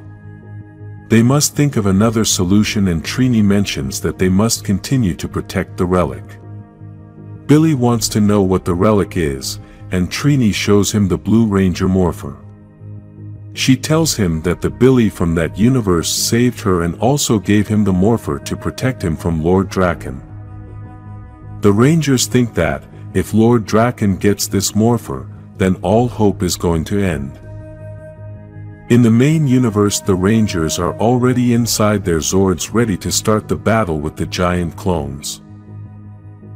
The battle begins and we can see that these clones are very wild. In their thoughts there is only destruction, and that is what they want to do with the Rangers. One of these clones throws itself towards the Yellow Ranger's Zord and wants to destroy it. This monster manages to destroy part of the Zord, and this causes Trini to fall out of the machine. The other clones manage to catch Trini, and Rita gives the order to take her to her. In the other universe, Tommy is still battling Drakkon's ships with the Falcon Zord and is apparently managing to destroy many enemy ships. Bulk is leading the other soldiers to the weapons to reset them, but at that moment other Drakkon soldiers appear dressed as the Pink Ranger and have long-range weapons. Lord Drakkon is on top of one of his ships preparing to jump on top of Tommy's Zord, and after he achieves his objective, he breaks the entrance hatch. Lord Drakkon manages to enter the Falcon Zord and greets Tommy in a very sarcastic way. All this causes the ships to shoot down the Zord, and it seems that Drakkon was able to easily overpower Tommy. Drakkon throws him out of the Zord and Saba starts screaming his name in great concern, but Drakkon tells him to shut up because they both belong to him. Now Lord Drakkon has the Green Ranger dagger, and he also has Saba, two very powerful weapons controlled by one of the most powerful Rangers in history. In the main universe, Rita has Trini, who seems to be very exhausted, but Rita apparently has a plan for her. The Empress tells the Yellow Ranger, who is still using the Green Ranger's coin powers, that she is a Ranger ready for rescue, but not to worry since it's almost over. In the other universe, Tommy is on his knees and Lord Drakkon has Saba to begin the punishment. He then says he sentences Tommy to die, but he's going to give all the coinless who surrender and swear loyalty to him a chance. He also asks them to give him the relic, which we already know is the Blue Ranger Morpher. Trini and Billy are in hiding trying to protect the Blue Ranger Morpher. Trini tells Billy that he can use the Morpher to transform himself so he can face Lord Drakkon. Despite this, Billy thinks he's not going to be able to do that, but Trini keeps insisting and she tries to motivate him, but apparently, it's not working. Drakkon shouts that this is the last chance, while Saban keeps pleading not to do it. At that moment, Trini and Billy appear, both of whom have the Morphin, yell for him to stop and they both give in to Drakkon. When the Black Dragon arrived, it caused a huge explosion which destroyed the command center as well as Zordon and Alpha 5. At that time, we thought it had also destroyed Scorpina, but in reality, she was transported to the other universe where Lord Drakkon is the leader. This happened because the explosion was not something common, but it was the door to a portal that connects to the multiverse. This is why the universe we know is different from Lord Drakkon's universe, and this explosion was the first door that connected these two universes. This was triggered by the Rita of the main universe we know and Lord Drakkon, who comes from the other universe, in order to send the Black Dragon into the main universe. We all know that the Black Dragon was controlled by Lord Drakkon from the other universe, and this was to destroy the Rangers of the main universe. When the explosion happened, Zordon was destroyed, or at least that's what everyone thought, but in reality, he was wandering through time. The Zordon of the main universe begins to think about everything he is experiencing in this journey through time and space. He begins to question whether being able to see the events of the past is a gift or a curse by not being able to intervene in what is happening. Life is full of if-onlys, as regret is a natural part of life, even if you live outside of time. When this explosion happens, Zordon begins to travel through time, and although he knows he has been in a physical world, he also understands that he lives in a time tunnel, but this situation is completely different. Now, he is not outside of time, but in between it, specifically between two timelines. The portal that opened did not destroy him, but it did not completely push him into the other universe either. Because of this, Zordon now has the opportunity to be able to see everything that has happened over the years in that other universe and wants to know how this Dark Ranger came to be.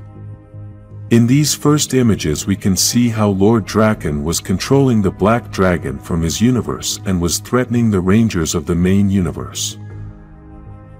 Zordon is seeing things that he had not seen as he had supposedly been destroyed by the explosion at the time. We can see that he has two timelines, a purple one and a blue one, which he can touch in order to see what has happened in that universe. The purple one is from the main universe and the blue one is from Lord Drakkon's universe, so now Zordon starts to open that timeline to find out what Drakkon's beginning was like. The events begin after Jason destroyed the sword that had Rita's spell on it, but in this universe, weeks had passed, and Tommy had not returned to join the Rangers. The Zordon of this universe obviously does not know that the Zordon of the main universe is watching these events. This Zordon from this other universe is full of hope and thinks that Tommy is going to be able to overcome the influence Rita has on him, since good always overcomes evil. The Zordon from the main universe hears those words and feels he was wrong as things began to change. Tommy Oliver bowed to Rita and joined her to form an army to destroy the Rangers.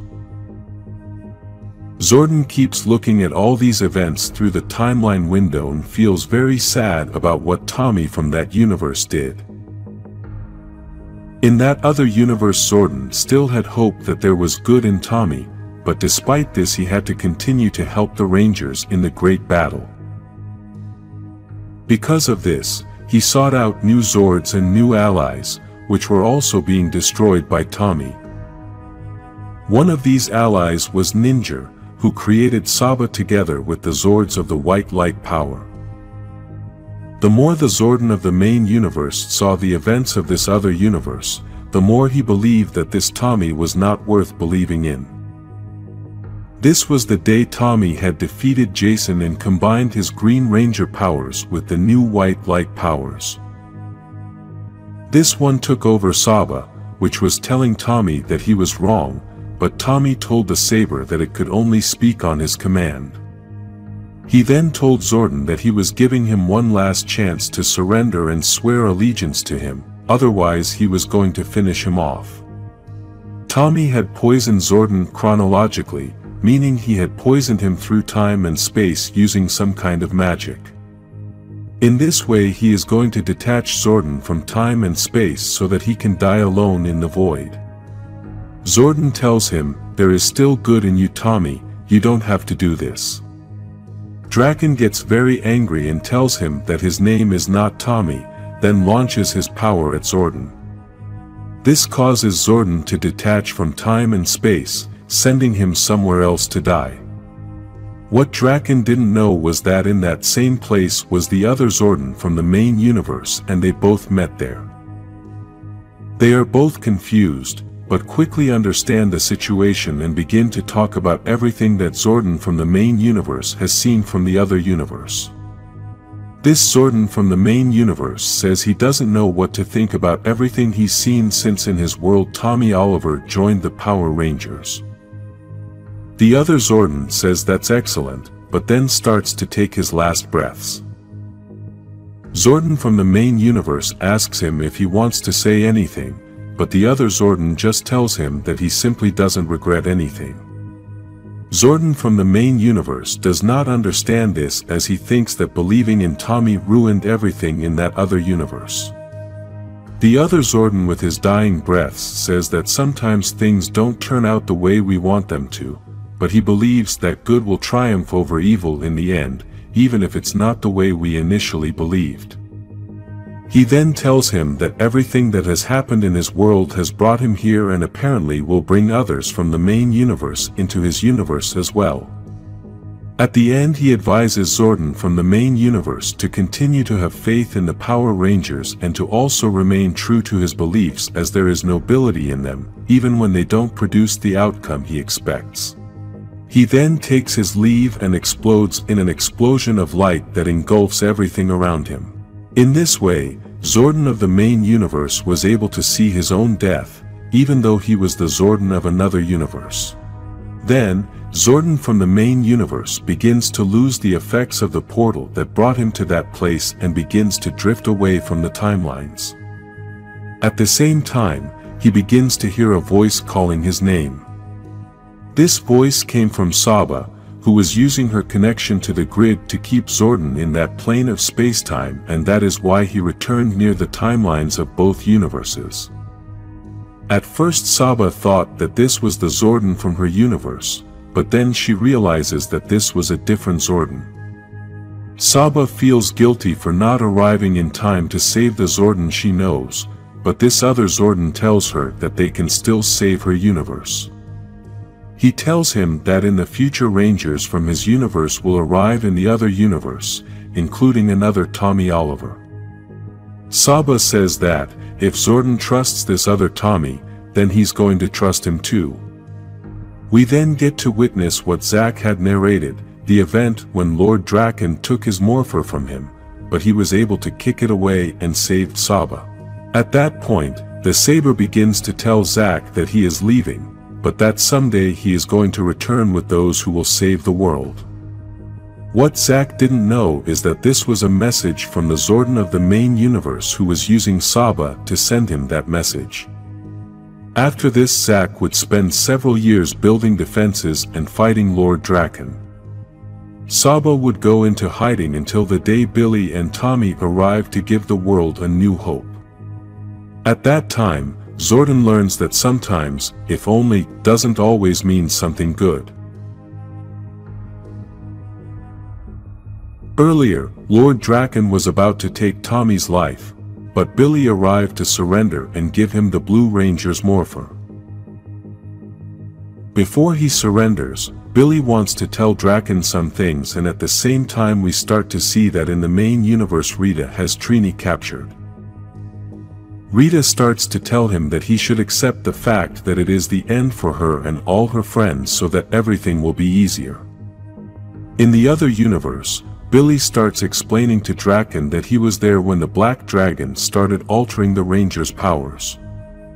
He also tells him that the only way Drakkon could have altered the Ranger's powers was by using a crystal from the Morphin grid.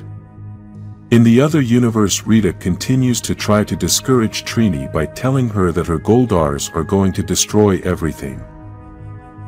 She tells her that the Goldars are going to pull the Rangers out of their Zords and will be brought before her as the weaklings they are. Rita wants to force Trini to watch her destroy the Rangers while she watches everything. The witch tells her that this is her last chance to pledge her allegiance and surrender her coin of power.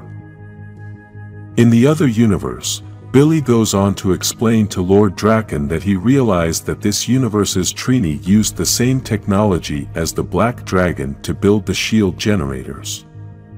So, he realized that he could use this technology to do the same thing Lord Drakkon did with the Black Dragon.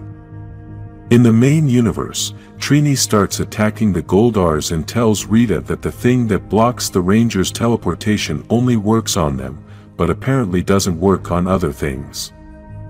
The Trini from the other universe tries to explain everything Billy said and tells Lord Drakkon that he did them a favor by allowing them to get close. She then uses the Blue Ranger's Morpher to attack Lord Drakkon with all the energy Billy could use as the Black Dragon did. This energy is so powerful that it reaches Lord Drakkon and all the soldiers that were around him. Meanwhile, in the main universe, Trini manages to teleport all the armor of the Black Dragon and begins to use it. She reprogrammed that armor to sync with her in case of an emergency like this and asks Rita, who's the weak one now. Trini uses the armor to defend herself. Rita begins to despair and asks Finster to grow any monsters. Trini seizes the time and searches for the Blue Ranger's power coin, which was still in Rita's command center. With the technology of the Black Dragon's armor, she begins to energize the Blue Ranger's coin, and with this she manages to restore the powers to all the Rangers. Now, the Rangers also have control of the Blue Ranger's Zord, so Jason asks everyone to begin the Megazord transformation. Now all the Rangers have their powers back, their colors, and the Megazord is ready for battle. Rita then tries to belittle everything Trini has done by telling her that she didn't do anything important since after living thousands of years she has seen Zordon's soldiers fall before her. Trini challenges Rita to a battle, but Rita tells her that she will accept the challenge another time and then disappears. At that moment, Trini wants to tell the other Rangers what had just happened, but suddenly she receives an important alert. The Rangers continue to destroy the giant Goldars using the Megazord, but in the command center there was still a normal-sized Goldar clone. This clone began to taunt the original Goldar by saying that Rita wanted to replace him, but then the original Goldar becomes enraged and destroys the last remaining clone. At that point, the Rangers also destroy the last remaining clone of the giant Goldars, and then Trini calls the Rangers to see something very important. She noticed on the Black Dragon's sensors a giant wave of grid energy coming from the Blue Ranger's coin from the other universe. The Rangers think it might be Billy, but they are not sure about this, and Trini says they can use the Black Dragon to open a portal even though the dimensional fields are still weak. What she doesn't know is how long the open portal will last, nor how stable it will be, but it's the best chance they must find Billy and Tommy. In the other universe, Lord Drakkon has lost his powers, Tommy now has Saba, and the Rangers tell Drakkon it's his turn to surrender. Then, Drakkon's army tanks start attacking the Rangers, and they are furious that those soldiers were out of range of the initial attack. Despite this, Zack says that it doesn't matter and now it's time to attack. The battle between the two armies begins, but there is another battle about to begin as well. Drakkon and Tommy are facing each other, ready to fight, but first Drakkon starts trying to persuade Tommy with words. He tries to provoke Tommy by telling him that he needed his friends in order to defeat his dark version, but Tommy tells him that he's not going to provoke him. Drakkon then tells him that he can't prove his worth if he can't even beat him, and this angers Tommy, who starts attacking Drakkon. Then, Tommy tells him that he admits he needed his friends to get there, but that's fine with him. Drakkon tells him that they are not a source of strength, they are a burden, because when he is going to need them, they are not going to be there. Tommy then responds by saying that his friends don't need to be there to be a source of strength for him, because when he feels that darkness, he remembers that they trust him, that they believe in him, and he believes in them. At that moment, the unexpected happens, a portal opens and the Rangers from the main universe arrive in this other universe to help in the battle. Tommy uses the moment to remind Drakkon that his friends do arrive when he needs them. Jason tells the Rangers that they must shoot down the tanks if they want to win the battle, but Bulk managed to activate the weapons and destroyed the tanks. Tommy says that confidence and hope need more determination to believe than paranoia and fear. He also tells Drakkon that maybe all those people are afraid of him, but they are not loyal to him and do not respect him. Drakkon then responds by saying that faith in his friends will be his undoing. They were there today, but they won't be there the day he needs them the most. Tommy tells him that's a very depressing way of looking at things, and it's clearly not today's winning argument. Drakkon tells him that maybe it isn't, but today is just one day, and after these words he launches himself into the void. Drakkon's army is losing the battle, so Scorpina tells them they must escape. Then, the Rangers from both universes come face to face, and this is quite strange for everyone as they are seeing a version of themselves from different times. Trini and Billy from the main universe begin to talk about everything they had done, while Jason and Kimberly hug Zack from the other universe, since he had not seen the version of them from this universe for several years. Then, the Rangers say goodbye and quickly use the portal they had opened to return to the main universe, but they did not realize that the same energy dragged Lord Drakkon's body with them. The Rangers arrive at the command center, which was destroyed, and Saba begins to explain that she managed to become a link to Zordon. He then projects Zordon's image and tells the Rangers that when they build a tube, they can then redirect Zordon there. Elsewhere in this same universe, Drakkon wakes up injured and confused, while some helicopters and soldiers surround him. Lord Drakkon's story is not over yet. This is the beginning of the Promethea saga, starting in Mighty Morphin Power Rangers comic book number 17. Bulk and Skull are doing a filming of their show to report all about the Power Rangers, and are explaining that even though many think that no one has seen the Rangers after the event with the Dragonzord, they have actually appeared. They report that, despite this incident, the Rangers have a lot of fans and support. Among these people is Grace Sterling. She is a futuristic entrepreneur who has a company called Promethea, which is dedicated to creating technology, but for now they have been helping to rebuild the city after all the Zords battles with Rita's monsters.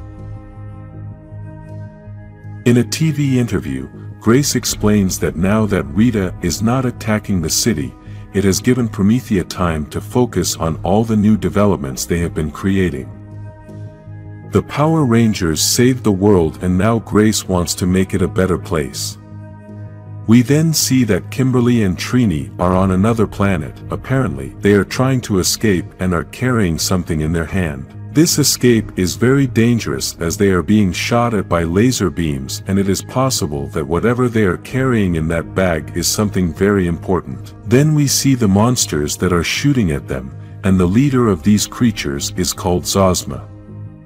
They are all attacking with everything they have, while the Rangers ask Jason to help them find a way out since he is in the command center and is the one controlling the mission from there.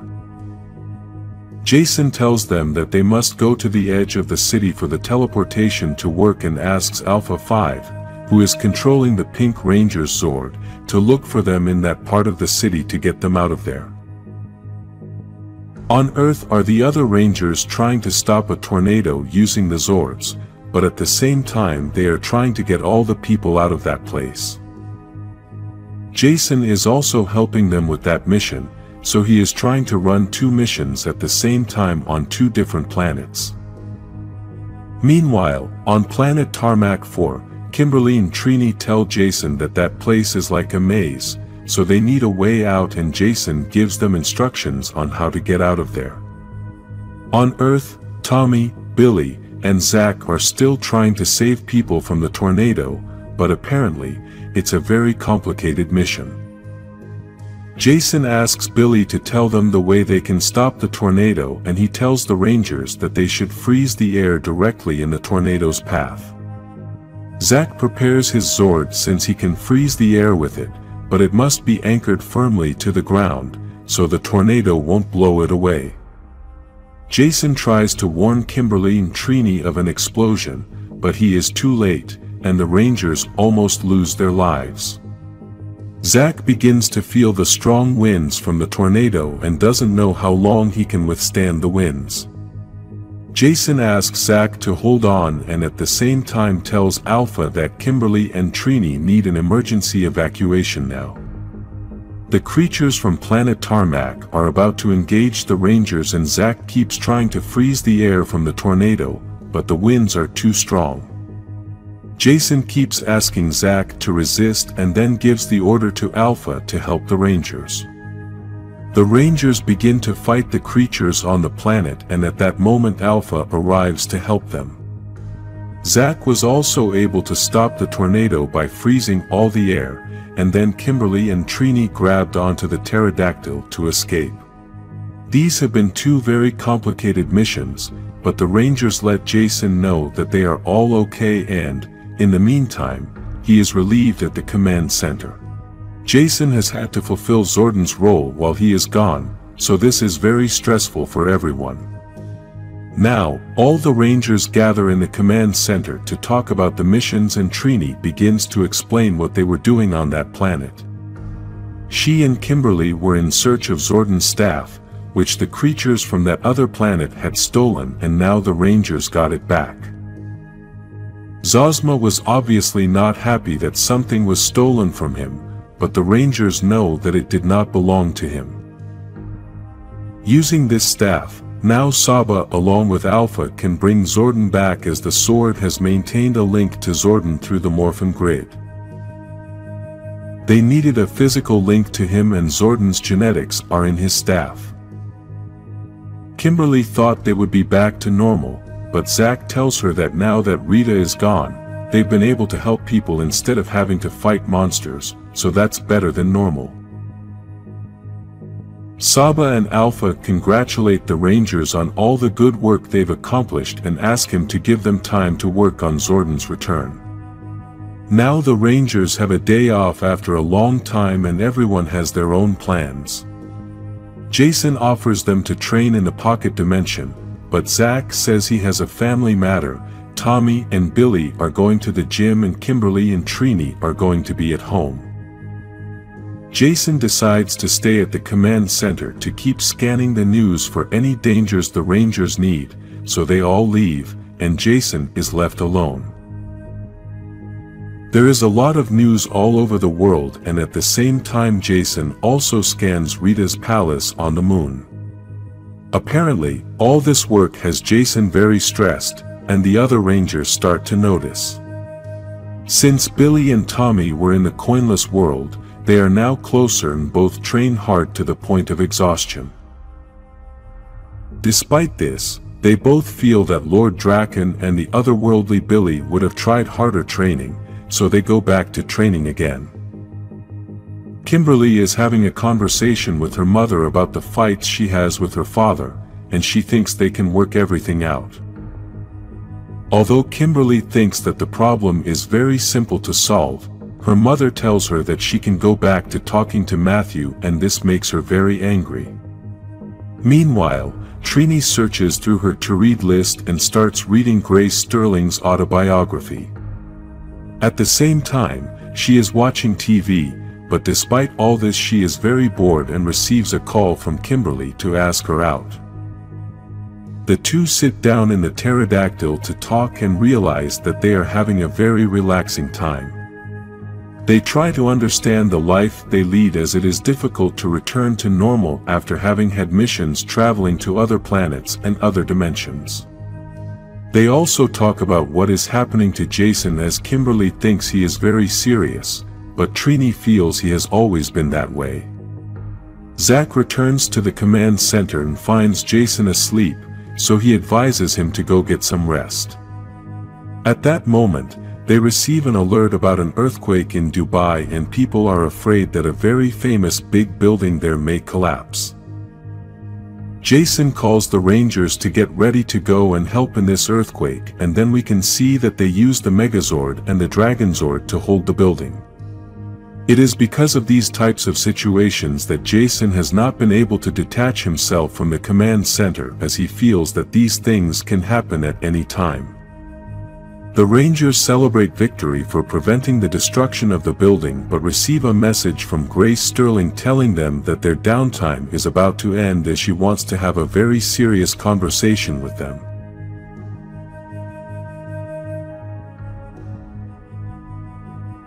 Grace Sterling, the owner of Promethea, meets the Rangers as she gets off a helicopter and tells them that she needs to talk something urgent with them.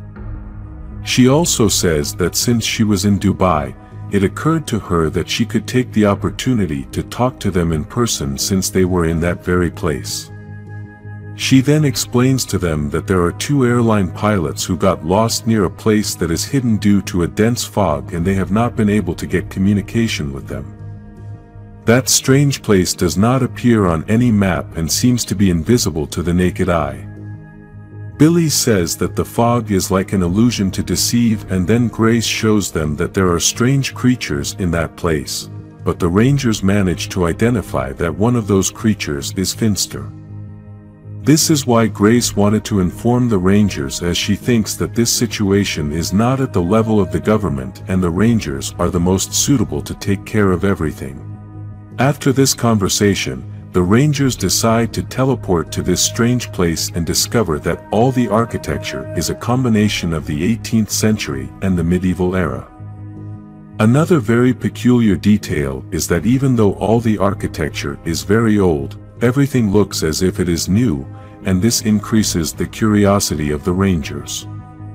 Another thing that the Rangers discover is that the place seems to be empty, and that it is almost impossible that any other person could reach that place, but they are also sure where Finster must be. Suddenly, two men appear and ask the Rangers if they are also coming to see the Master. The Rangers are not sure what is going on, but they allow the two men to take them to another location so they can find out what is going on. When they arrive at the location, the Rangers can see that there are many people who seem to be waiting for someone, and those same people are surprised by the arrival of the Rangers. At that moment, Zack tells the people that they promised to help them, but Finster interrupts him, saying that his villagers don't need any help because they are already perfect. After this, Finster welcomes the Rangers and tells them that he assumes they are here because of the Promethea pilots. The Rangers ask Finster about where Rita is, but he tells them that he has no idea where she is, and now he has some time to focus on his own art. At that point, the people in that place start to transform into putty patrollers, and apparently this is the art Finster was referring to. The Rangers begin to fight, but quickly realize that there are too many enemies, and they have to find a way to destroy many at the same time, so they decide to unite all the weapons to get the power cannon. This is an epic moment. The Rangers fire this great power and manage to destroy many enemies at the same time. There are a lot of putty patrollers blowing up everywhere, but Finster still has another plan up his sleeve. The two men who have been looking for the Rangers are actually two monsters in the shape of an armadillo and a boar. These two monsters go to join the fight, but Tommy tells Jason that they both need to get into the castle to look for the pilots, and Trini tells them that they can leave since the team can handle the other remaining enemies. Both Rangers manage to enter the castle and quickly find the two pilots who were locked in a cell. Despite having found them, the Rangers have doubts as they are afraid that these two humans are not real due to the fact that Finster now knows how to create humans. The pilots plead with the Rangers to help them and tell them that they are real. Outside the castle, the Rangers continue in battle, and the boar monster says that he is the best wizard pig ever created. We can also see that this monster is carrying a staff that has a green stone on it, and apparently, that is what gives him power. Inside the castle, Jason and Tommy decide to free the pilots, who confessed to the Rangers that Finster tortured them and was studying them to create his art, so because of this, Grace was looking for Finster. The Rangers are surprised to hear this, but at that moment Finster appears with a strange gun and shoots them all. Outside the castle, the wizard monster decides to launch an attack to freeze the Rangers, but Trini manages to deflect it and the attack is received by the other monster. After this, the Rangers realize that the power comes from the staff, so Kimberly throws an arrow at it to take it away and Zack shoots it with the power axe. In this way, the Rangers manage to defeat all the enemies outside the castle, but they can't imagine what's inside. Jason and Tommy are trapped along with the pilots in what appears to be a mass that has turned into a hard rock, while Finster begins to show them everything he has been doing. Finster spent a long time trying to create creatures disguised as humans, but since humans are very complex, it became very difficult for him to finish his project. While Finster is talking, Jason tries to reach for his blaster so he can destroy the rock until he succeeds. Jason destroys everything in order to free them, and at that moment the other Rangers also arrive, so Finster has no choice but to surrender. Grace manages to get to that strange place with part of her team, and after thanking the Rangers, she tells them that maybe she can turn that place into a refugee center. Jason then tells Grace that the pilots had said she was looking for Finster, and she clarifies that they weren't looking for Finster exactly, they just had information that a lieutenant of Rita's might still be on Earth, so they started looking.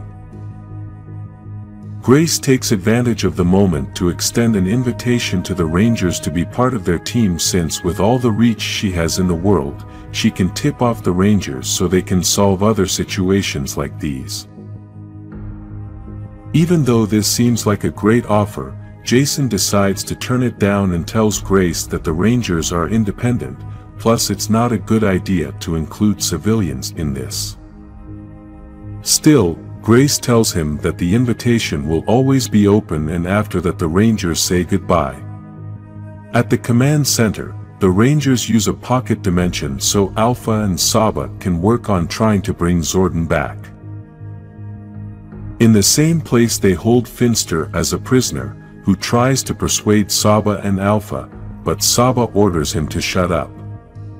Outside the pocket dimension, Jason returns to his guard post, and Zack is concerned about Jason's health. Because of this, he tells the Red Ranger that they should take Grace up on her offer since he can't keep trying to do everything. Despite this, Jason doesn't want to listen and is still hopeful that Zordon will return, which is why he doesn't want to work with Grace.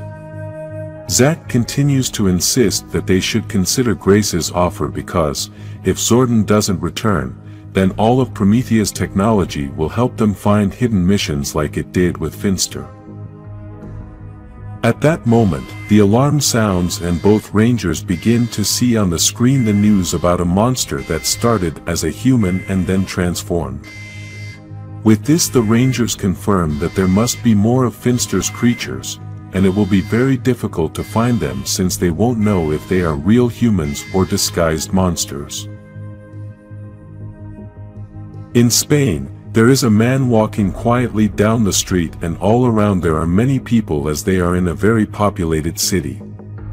Suddenly, This man says that the time has come for them to meet his nightmare, and he starts to transform into a horrible monster that is a combination between a sloth and a bear.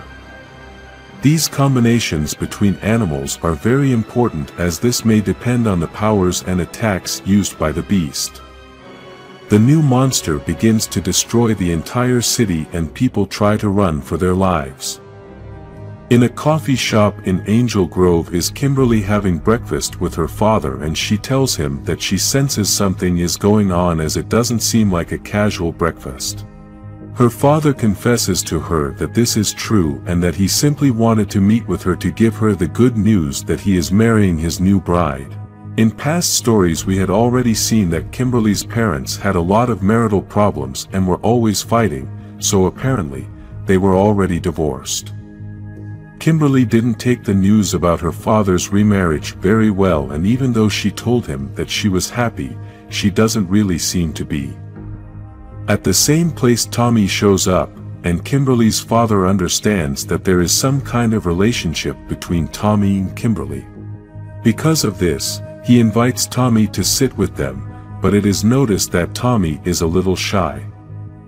This is why Tommy declines Mr. Hart's invitation, and at that moment, Tommy and Kimberly's communicators ring, but Kim's father thinks it's cute that their watches sound the same. Earlier Billy and Tommy had spent several days on Drakkon's world, and their parents thought they were lost. When the Rangers returned from that other dimension, they teleported under a place to make people think they were trapped all those days, and the firemen were able to get them out. All that rescue had been recorded on video, and now Billy's mother is watching that video again, as she can't stop remembering that horrible moment. Because of this, she is excessively worried about Billy and always gets nervous when he has to leave for somewhere. In this occasion Billy had to go out to exercise with Trini, and after having told her everything that is happening with his mother, Trini tells him that it is quite normal after he is supposed to have been lost for several days. Billy hopes that his parents can relax as he is feeling a bit pressured, but at that moment their communicators ring. Kimberly, Tommy, Billy, and Trini teleport to Spain, where the new monster was and where Jason and Zack were already there. Jason warns the Rangers that this monster started out as a human and then transformed, but there is another monster somewhere else. Billy asks about the whereabouts of the other monster, and Alpha tells him it's in Toronto, so Jason asks Tommy, Kimberly, and Trini to take care of it. They quickly teleport to Toronto, but this new monster greets them with an electric shock. This new monster has parts of a raven and parts of an electrical system, but the worst part is that Finster had already warned him that someday the Rangers would arrive. In Spain, the other Rangers begin the battle with the other monster, but they quickly begin to see what the powers of this beast are. The first attack is when the monster launches a car at them, but the Rangers are almost unable to dodge it because for some reason the monster takes away their speed. The monster had been launching an attack that made the Rangers super slow, so if they can't move, then they can't dodge the blows. The beast takes advantage of this opportunity, and after hitting the Rangers hard, it starts throwing things at the civilians that were around that place. In Toronto, the other Rangers continue to fight against the Crow, but they quickly realize that this monster is very powerful as no attack works. In Spain, the Rangers keep trying to attack the Sloth, but they are so slow in their movements that the monster can move their bodies as it wants. Because of this, Jason tries to attack with his sword, but the monster moves Jason's body close to Zack so that the sword is stuck in the Black Ranger's neck. Fortunately, Billy blasts Zack with the blaster so he can move them, and then apologizes to both of them for doing that. Apparently, Zack's blaster shot worked for him, as he now has a great idea and asks the other Rangers who are in Toronto to tell him when the Raven starts charging up with energy. Kimberly informs him that right now it is starting to charge so impressively that it looks like it will try to destroy the entire city. Since the Rangers in Spain can't move fast, Zack's idea was to teleport behind the monster to hold it down and then teleport back to Toronto along with the monster. This way all the electric attack of the crow was received by the sloth, and due to this great attack, the monster explodes. Now there is only one left, and all the Rangers gather with their weapons to attack it. Because the crow launched a very powerful attack, it now needs to recharge again, and the Rangers take this opportunity to attack it all together. In this manner they destroy the Raven, and now both cities are safe thanks to the Power Rangers. At the command center, the Rangers start interrogating Finster and ask him about how many monsters there are. Finster only goes on to say that even he doesn't know how many there are, as he spent a long time creating many of these fake humans and now, they are everywhere. Trini asks him if he has any way of tracking them to know when they will transform, but Finster says he doesn't know anything since it's a decided lack of control, and that's why this is art, because it's chaotically random. Obviously, the Rangers don't agree that this is art, but Finster says that everyone has their own point of view since art is subjective. In addition to this, he also tells them that they are going to have many opportunities to see for themselves, as today was only the beginning. After this interrogation, all the Rangers are reunited and Kimberly asks Saba how long until Zordon returns, but unfortunately, Saba replies that it will still take several days. Jason asks Billy if there will be any way to track these monsters, but he replies that they can only track them after they turn into beasts. Zack is still very persistent and tells Jason that they both know who is the right person who could help in this situation, but Jason is adamant that he doesn't want to involve civilians in this. Just then the alarm sounds due to someone being near the command center, and the Rangers can't believe what they are seeing. The person standing at the entrance is Grace Sterling, the owner of Promethea, and she tells the Rangers that there is no time, so they must open up fast. The Rangers teleport out of the command center with their helmets on, so she doesn't recognize them, but Grace says something more impressive, and that is that she says she needs to talk to Zordon. The Rangers don't understand what's going on, they don't know how she knows Zordon, and how she knows about this place.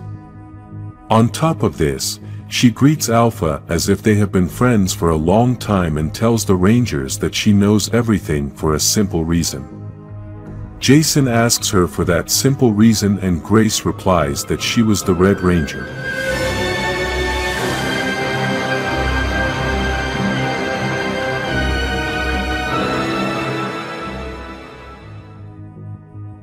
In order to understand the story, we must first meet the Supersonic Power Rangers, a very old team that suffered a betrayal from their Green Ranger. This story is longer, but in short, this Green Ranger joined Dark Spectre and became the Psycho Green Ranger. After 100 years of this event, in 1969 people were watching a very important moment in the history of mankind, the first man to reach the moon. What no one knew was that on the moon was a ship that had crashed, and it was the Psycho Green Ranger ship.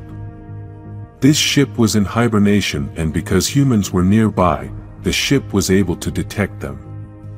This caused the ship to begin the protocol to wake up, and now the Psycho Green Ranger will once again be a threat after being dormant for 100 years. There are many people watching this great moment on television, and here we are shown 5 very important people in this story, which are from different places. Later we can see a woman sitting on the roof of a building in Nazada, and this woman is Grace Sterling. In this story she looks very young, as all this happened in 1969, and at that time Promethea had not yet started. Sitting on that building she starts talking to her friend and confesses that one of her biggest dreams is to travel to the moon, but because at that time women were not considered for that kind of thing, she had no hope that she was going to make it. Her friend begins to encourage her, but at that moment, Grace disappears, and basically teleports away. Zordon and Alpha had teleported her to the command center along with 4 other people. In this group there are now 2 women and 3 men, which are very different. The man in the blue clothes comes from Russia and no one can understand what he is saying as he obviously starts speaking in Russian. The man in the orange clothes starts insulting Zordon because he thinks he was kidnapped, and all this confusion causes everyone to start arguing amongst themselves. Suddenly, the Russian starts speaking the same language as the others and they all think he speaks the same language as them, but he tells them that he is speaking Russian. This man's name is Nikolai, and he was actually speaking Russian, but Alpha had activated the translators in the command center so they could all communicate in the same language. Then the other woman in the group asks Alpha what it is, and the man dressed as a military man, whose name is Turona, asks if it is a robot alien. Alpha replies that it is just that and also tells her that his name is Alpha 5, but also introduces them to Zordon. Quickly Zordon begins to explain to them the purpose for which they are in the command center and tells them that the fate of planet Earth depends on them. He also tells them that 10,000 years ago a witch named Rita Repulsa was conquering the world, but he managed to stop her with the help of others and locked her in a magical makeshift prison on the moon. Since Zordon knew that someday they were going to look for her, he installed defensive cannons and 100 years ago they had to use them. The Psycho Green Ranger, Dark Spectre's assistant, had been sent to free Rita, and when Zordon realized this, they shot his ship with cannons. Now after 100 years they realized that they never managed to destroy the ship, it just crashed and was in hibernation during all this time. During all the hibernation the ship kept it alive, and now with the arrival of humans to the moon, the ship just woke it up. Alpha 5 managed to block the ship's communication so that the Psycho Green Ranger can't communicate with Dark Spectre, but despite this he is going to try to finish the mission, and this will release the most evil entity ever seen. Zordon tells the group that they must stop the Psycho Green Ranger and that they were chosen for their passion, dedication, and determination to be the Power Rangers. Some are a little angry because they don't even know what a Power Ranger is, plus they think they should just fire the cannons again, but Alpha tells them that can't be done. Zordon explains to them that the Power Rangers are a team of elite warriors who channel the power of ancient dinosaurs to defend the world from the forces of evil. Turona feels they don't have much of a choice, but Daniel says that they are just normal people and are not warriors. This starts a small argument, but Zordon manages to catch Grace's full attention as they must go to the moon, and that is her dream. Grace quickly behaves like a leader and manages to convince everyone to accept the mission. Zordon hands out the morphers to everyone and names Grace as the team leader and the first ever Red Ranger on Earth. Everyone gets into position and Grace a little hesitantly repeats the same thing Alpha 5 said, "It's Morphin time." Everyone transforms and we can quickly see a very different team than the one we knew in 1993. Grace, being a woman, is the Red Ranger, the other woman is the Black Ranger, the Yellow and Pink Rangers are men. To better explain the position of each of them, the Black Ranger is Jamie, the Blue Ranger is Nikolai, the Russian, the Red Ranger is Grace, the Yellow Ranger is Turona, the military man, and the Pink Ranger is Daniel, who is a bit angry about getting that color. Alpha teleports the new Rangers to the moon, near the space dumpster that Rita was locked in, and they are all very shocked to be on the moon. Grace gets so excited that she starts crying, but the other Rangers start arguing over nonsense about the trips to the moon that Russia and the United States have attempted. Grace tries to calm the situation and begins to form a plan, but Nikolai doesn't want to follow the orders of a woman who also only manages a group of secretaries. The Blue Ranger feels that he can be a better leader and does not care if the Blue Head chooses her as the leader. He is going to do whatever he wants. Nikolai's plan is to hunt down the Psycho Green Ranger, and Grace decides that she is going to go along with that idea but asks him to make it a coordinated thing. Because she has a lot of knowledge about the moon, she creates a plan and tells the Blue and Black Rangers to go to a certain part of the moon to see if they can find the enemy's ship. These two Rangers leave, but when they arrive at the place it was too late because the Psycho Green Ranger was already prepared. While the two of them try to get to know each other better, the Psycho Green Ranger prepares to attack them from behind and take them by surprise. Meanwhile, the other team members continue to wait, but quickly start another argument over silly things as they are all very different and have very opposing views. At that moment, they hear the Black Ranger call for help, and then they see a big explosion near that place. The Psycho Green Ranger was beating up the Rangers, and even though the Blue Ranger was able to attack him, this was not enough to stop him. The Psycho Green Ranger hits Nikolai so hard that he sends him flying far away, but Grace manages to catch him before he hits the ground, and now the Psycho Green Ranger lifts a big rock to try to crush the Black Ranger. Despite her pleading for her life, this evil ranger shows no mercy and crushes her with that big rock. Trona and Daniel try to attack the enemy, but the enemy manages to destroy the Pink Ranger's helmet glass, which causes him to start choking. The Rangers try to help Daniel, but the Psycho Green Ranger stops them with a very powerful attack. After this, he goes in search of the dumpster to free Rita and finally finds it. Fortunately, Alpha manages to explain to the Rangers how to build the power blaster, and with this they manage to strongly attack the evil Ranger. The Rangers think they managed to destroy it and also realize that the Black Ranger and the Pink Ranger are dead. For the Blue Ranger this is something normal since he belongs to the Soviet Union, but Grace is very affected by these deaths.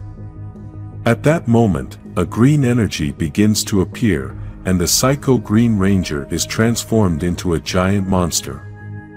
The Rangers can't believe what they are seeing, so they start running until they come across the Bandora Palace, and outside there is a giant cannon. Because of her military experience, Trona realizes that they won't get many shots with that cannon, so after Grace's words to her, the Blue Ranger decides to sacrifice his life to save the Earth. Nikolai grabs the gun and jumps towards the monster so that it swallows him. Being inside the stomach, he causes a huge explosion that destroys the monster and also ends his own life. In the command center, Trona and Grace begin to blame Zordon for not having prepared them for the mission. Zordon accepts the blame and apologizes for putting them in that position, and also says that the Rangers who died will be remembered forever. Grace is very angry as she feels that Zordon is not so sorry for what happened and tells her that they are going to fix the world with those powers.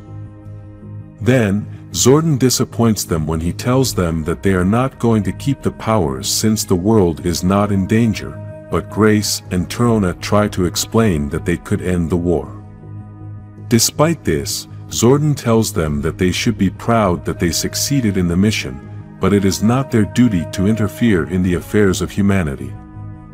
They both leave the command center very angry, and we can realize that Grace managed to keep the Psycho Green Ranger's sword. Now, Grace is inside the command center with all the Rangers, and something very curious is that after all the story she told them about the first team in 1969, now the Rangers no longer hide their identity from her. They are all without their helmets, and we can tell that they are very surprised with what they just learned about the terrible mission on the moon. Now all the Rangers start to ask Alpha for explanations since Zordon had a lot of time to tell them about this whole event and he never did, but Alpha answers them that it was not his duty to tell them this, it was Zordon's. He also tells them that what happened in 1969 has been one of the biggest losses they have ever had, and when Alpha starts talking about Zordon's return, Grace learns that he is gone. Grace also explains that she is not trying to cause trouble by telling them everything that happened on the moon mission, as she understands that Zordon did what he thought was best for everyone, and that is that he doesn't like to get involved in the affairs of humans. Then Trini understands that Grace created Promethea in order to help humanity by remembering those lives that were lost on the moon mission, and Grace confirms to her that she is right. Despite all this excellent life story, Tommy asks Grace what she has come for, and she tells them that the situation with Finster is getting worse, so they must all work together. Because of this, Grace asks the Rangers to accompany her to Promethea, and we finally get to see this famous place full of technology. The first thing we can notice is that Promethea is separate from everything else and is basically a small city, so it's not just a building. Grace starts showing the Rangers all the things they have in this tech city, and Billy confesses to her that he was about to have an internship in this place, but unfortunately, other things came up. Even though they are all amazed with everything they are seeing, Jason wants Grace to talk about the most important thing, but she tells him that the place is also part of the important stuff she wants to show them. After this, she takes them to another important place in Promethea, and there they meet Andrea, chief scientist of the Alien Technology Division. In this place they are all standing in front of a dark place, and behind that glass there is something very important. Grace turns on the light of that dark room, which is really a technology prison, and inside this place there is a man named Tony. Grace explains to them that Tony is a normal man who leads a simple life, and while she says all this, the man begins to scream, asking to be taken out of that place because he does not understand what is happening. Jason gets a little upset and tells Grace that he can't hold a man against his will, but Grace and Andrea prepare themselves for something important that is about to happen. This supposedly normal man transforms into a monster with 9 cat heads, and the Rangers quickly realize that he is one of Finster's monsters. Grace explains to them that in Promethea they have managed to find a way to track the monsters with an energy signal that begins to emit before they are about to transform. At that moment, Grace asks Andrea to activate the electric current, and this gives a great shock to the monster until he loses his life. The Rangers realize an important detail, and that is that this man did not know he was a monster, but the men who were with Finster did know that they were monsters. Grace surmises that Finster found a way to implant human memories in them so that this would help them to blend in with other humans before they became monsters. Even though the monster had effectively died after the electricity, it still wakes up and starts attacking everyone in the place. This monster is looking for a way to escape from that prison, and no one understands how he managed to survive after being electrocuted. The monster manages to escape from that place, but in the last image we can see something very strange, and that is that one of its heads is still lifeless. On the outside of the building there is a big explosion, and the monster is now trying to destroy everything, but the Power Rangers are ready to stop it. All of the monsters' heads have different personalities, some want love and others just want destruction. Zack manages to cut off one of those heads, but the monster is still alive and starts to launch a powerful attack. Suddenly, a door begins to open on the floor, and meanwhile, the Rangers realize that the monster is still alive since it has 9 lives, so for now they must kill it 7 more times. At that moment, Kimberly manages to launch her arrows to take another life, so now they must kill it 6 more times. The other Rangers start attacking the monster hard on different heads, but Billy has already lost count of how many times they need to kill the monster. If we go by their heads, then he only has 3 lives left, but at that moment, something very big crushes the monster and ends another one of his lives.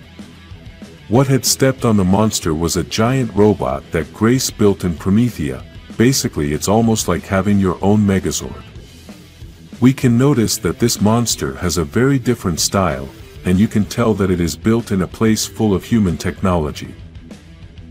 After this, Grace proceeds to crush it several more times in order to finish with the last remaining lives of the monster until it is totally destroyed. Inside the warehouse where Grace keeps this giant robot, the Rangers ask her if this is a Zord, but she tells them that it really is a robot since it does not use energy from the Morphin grid. Despite all this, Jason is not convinced that it is right for Promethea to have built a giant battle robot, but even though Grace understands his point, she still tells him that at Promethea they are proactive in trying to make the world a better place in all areas. She also explains to them that after Rita hacked the Ranger Zords, they felt it was time to build a backup plan, and that's why they have the giant robot. Grace also adds that for now the important issue is the situation with Finster, so again, she offers the Rangers to all work together. Promethea is able to start tracking the monsters before they transform, but unfortunately, the transports are too slow to be able to quickly get to the places where the monsters are. Because of this, she asks the Rangers to be a part of this since they can quickly reach those places with teleportation and therefore be able to destroy those monsters before they cause a tragedy. At that moment, the Rangers receive a call from Alpha, which says that he has good news as they have managed to have a breakthrough. After this, the Rangers can hear Zordon's voice, saying that he has returned.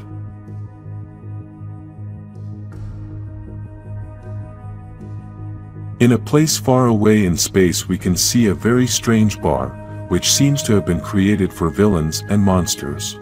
In this place there is a being that we have never seen before, and he is drinking something special as he tells the bartender that he traveled from far away just to have that drink. Although this being tells the bartender that he has only traveled here because he is the one who best prepares this drink, the bartender tells him that it is difficult to trust him because he is the magician of deception. With this they let us know that the name of this mysterious being is the Wizard of Deception, and at that moment he hears another voice. This voice is that of Rita Repulsa, who is accompanied by her lackeys and tells the magician that it is a challenge to find him. Then she asks him if he knows who she is, but the magician replies that the important thing is that she knows who he is. Rita sought out this magician to ask him to create a magical object, and apparently it is something so strange and difficult to create that she cannot create it herself.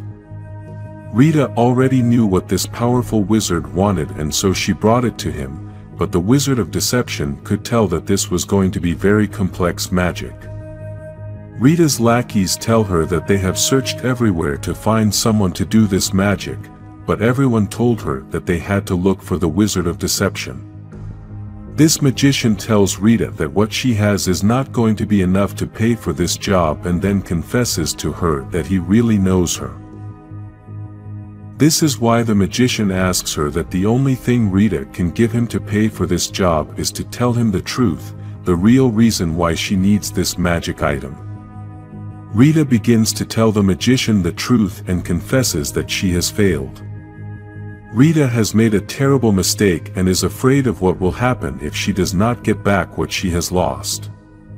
Because the magician felt that she told the truth, he is now willing to create the magic object for her, so he tells Rita to go and wait for him.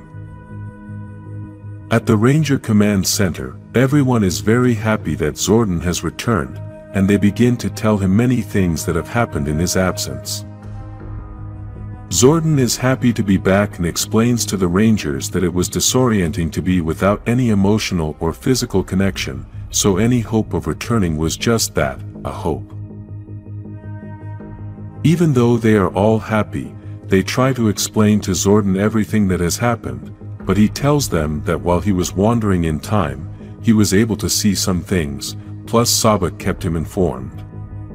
Because of this, Zordon tells the Rangers that he understands that they must have a lot of questions because of what happened in 1969 and says that event is something that still haunts him. Zack tells him that it doesn't explain the reasons why he didn't tell the Rangers anything, and if he doesn't trust them, then they won't be able to trust him. Zordon apologizes to the Rangers and says that he understands their opinion, as having tried to protect them from things in the past, he has been badly mistaken.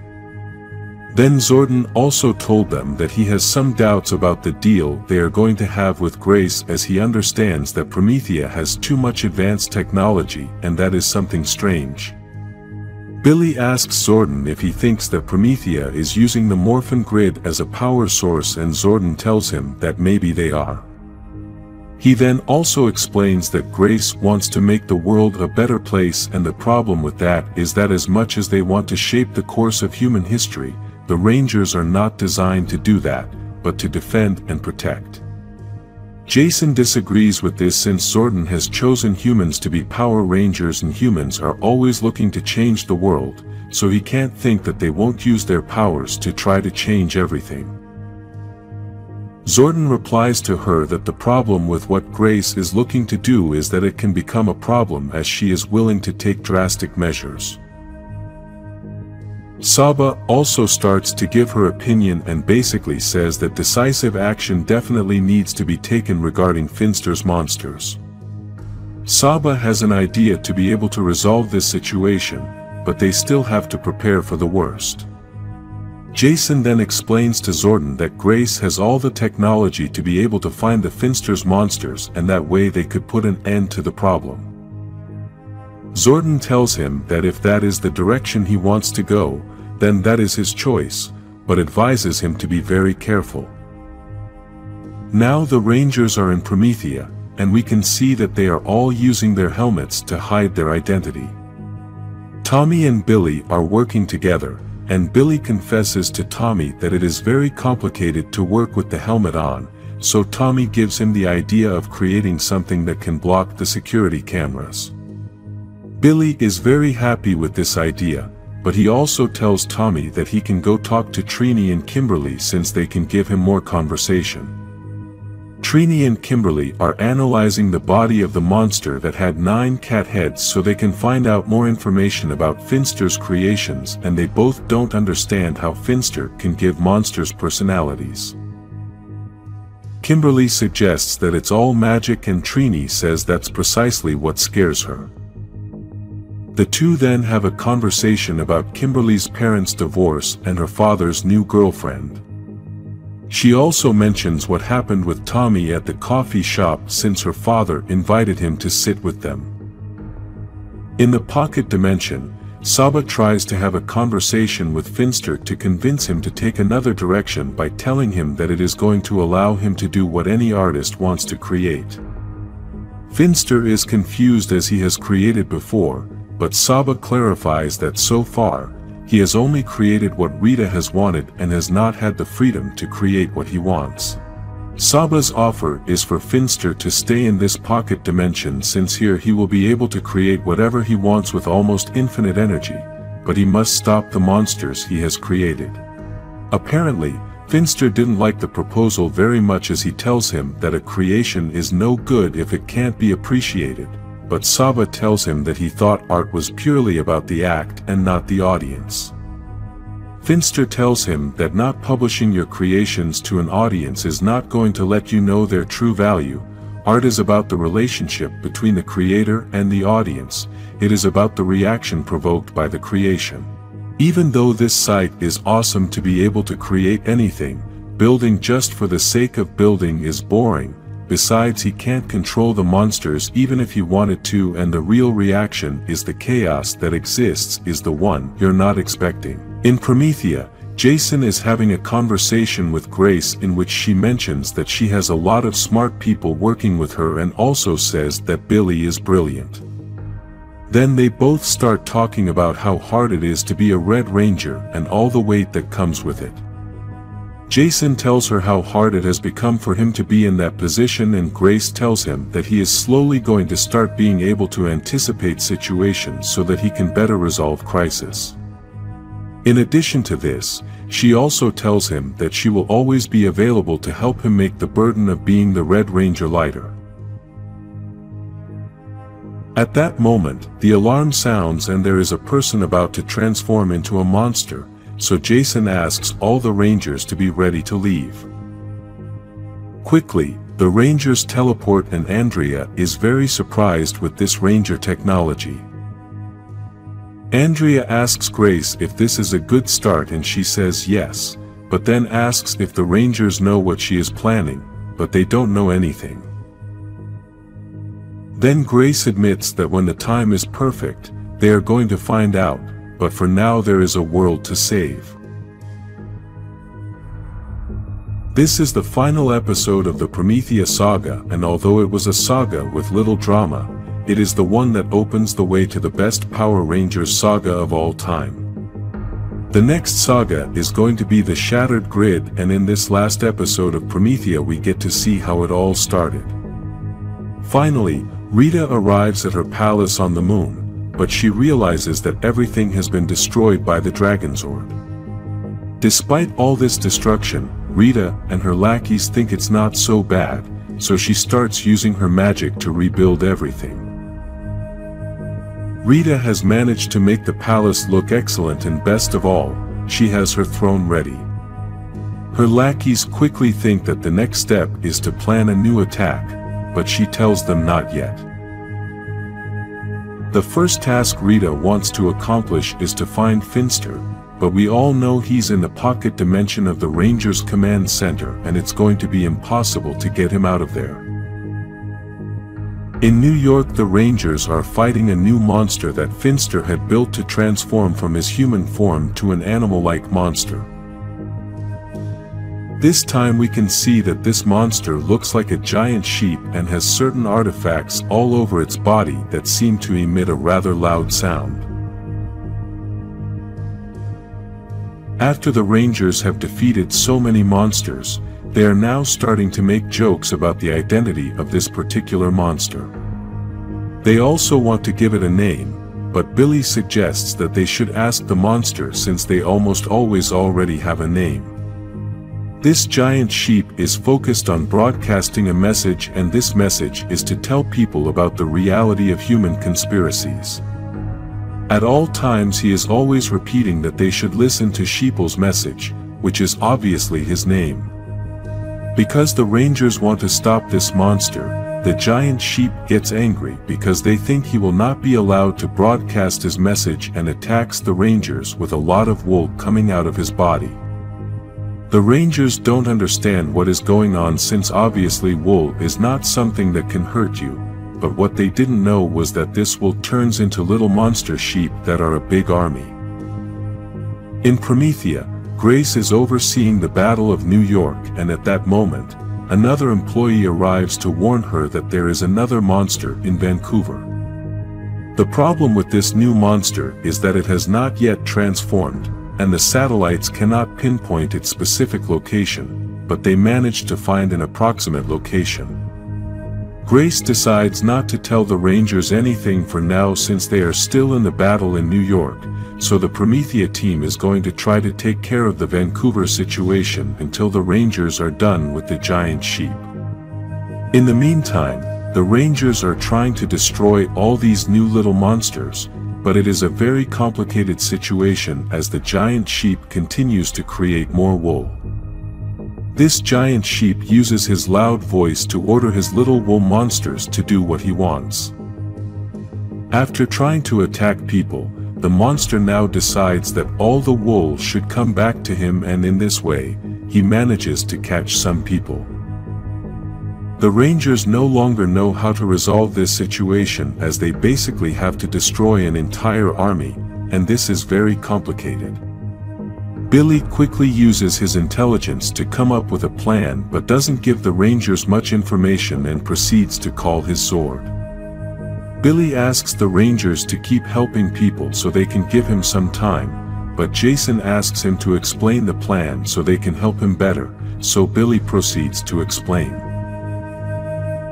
The Blue Ranger had realized that this giant sheep uses his voice to give orders to his army, so Billy configured the Zord's audio so that when he spoke into the microphone, his voice would sound the same as the monster's voice.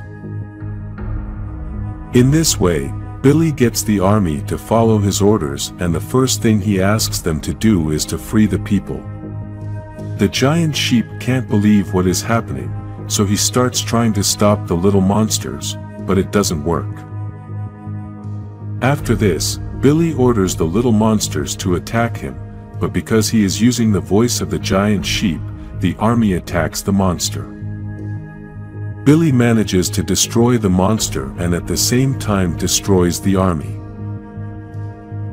The Rangers begin to celebrate, but quickly hear the voice of Zordon, who warns them that there is a situation developing in Vancouver and they must go now. When the Rangers arrive in Vancouver, they find that there are many police and Promethea people who have paralyzed the entire area.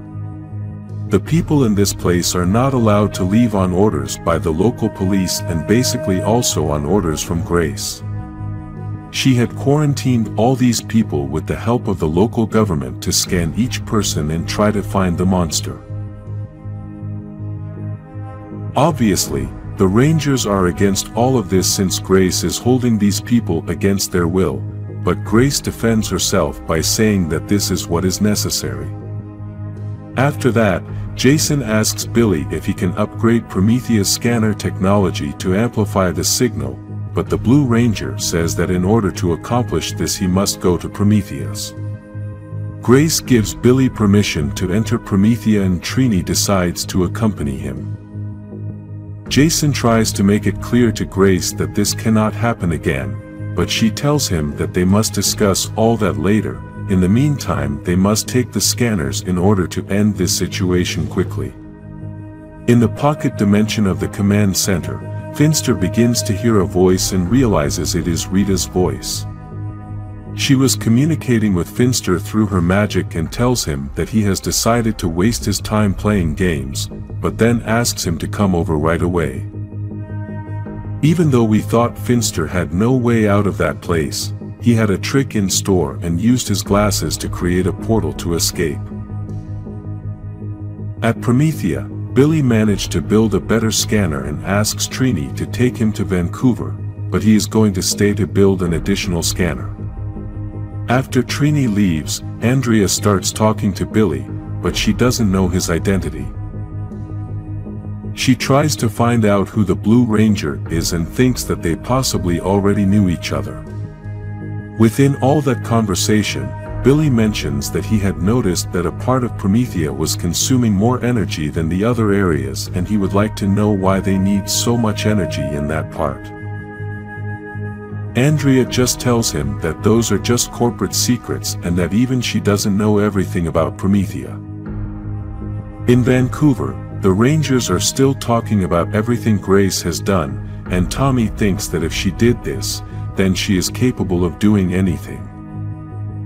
While the Rangers are talking, we can see that Billy is walking silently through the halls of Promethea and apparently, he wants to find out what is in that other part that is using so much energy.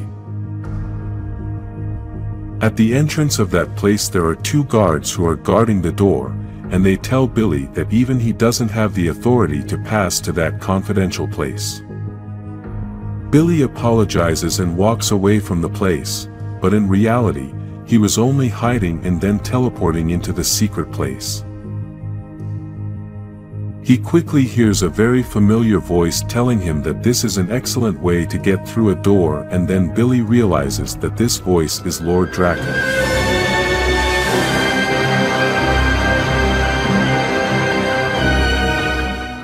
In this place he was kept with power restrictions and isolated from the outside world.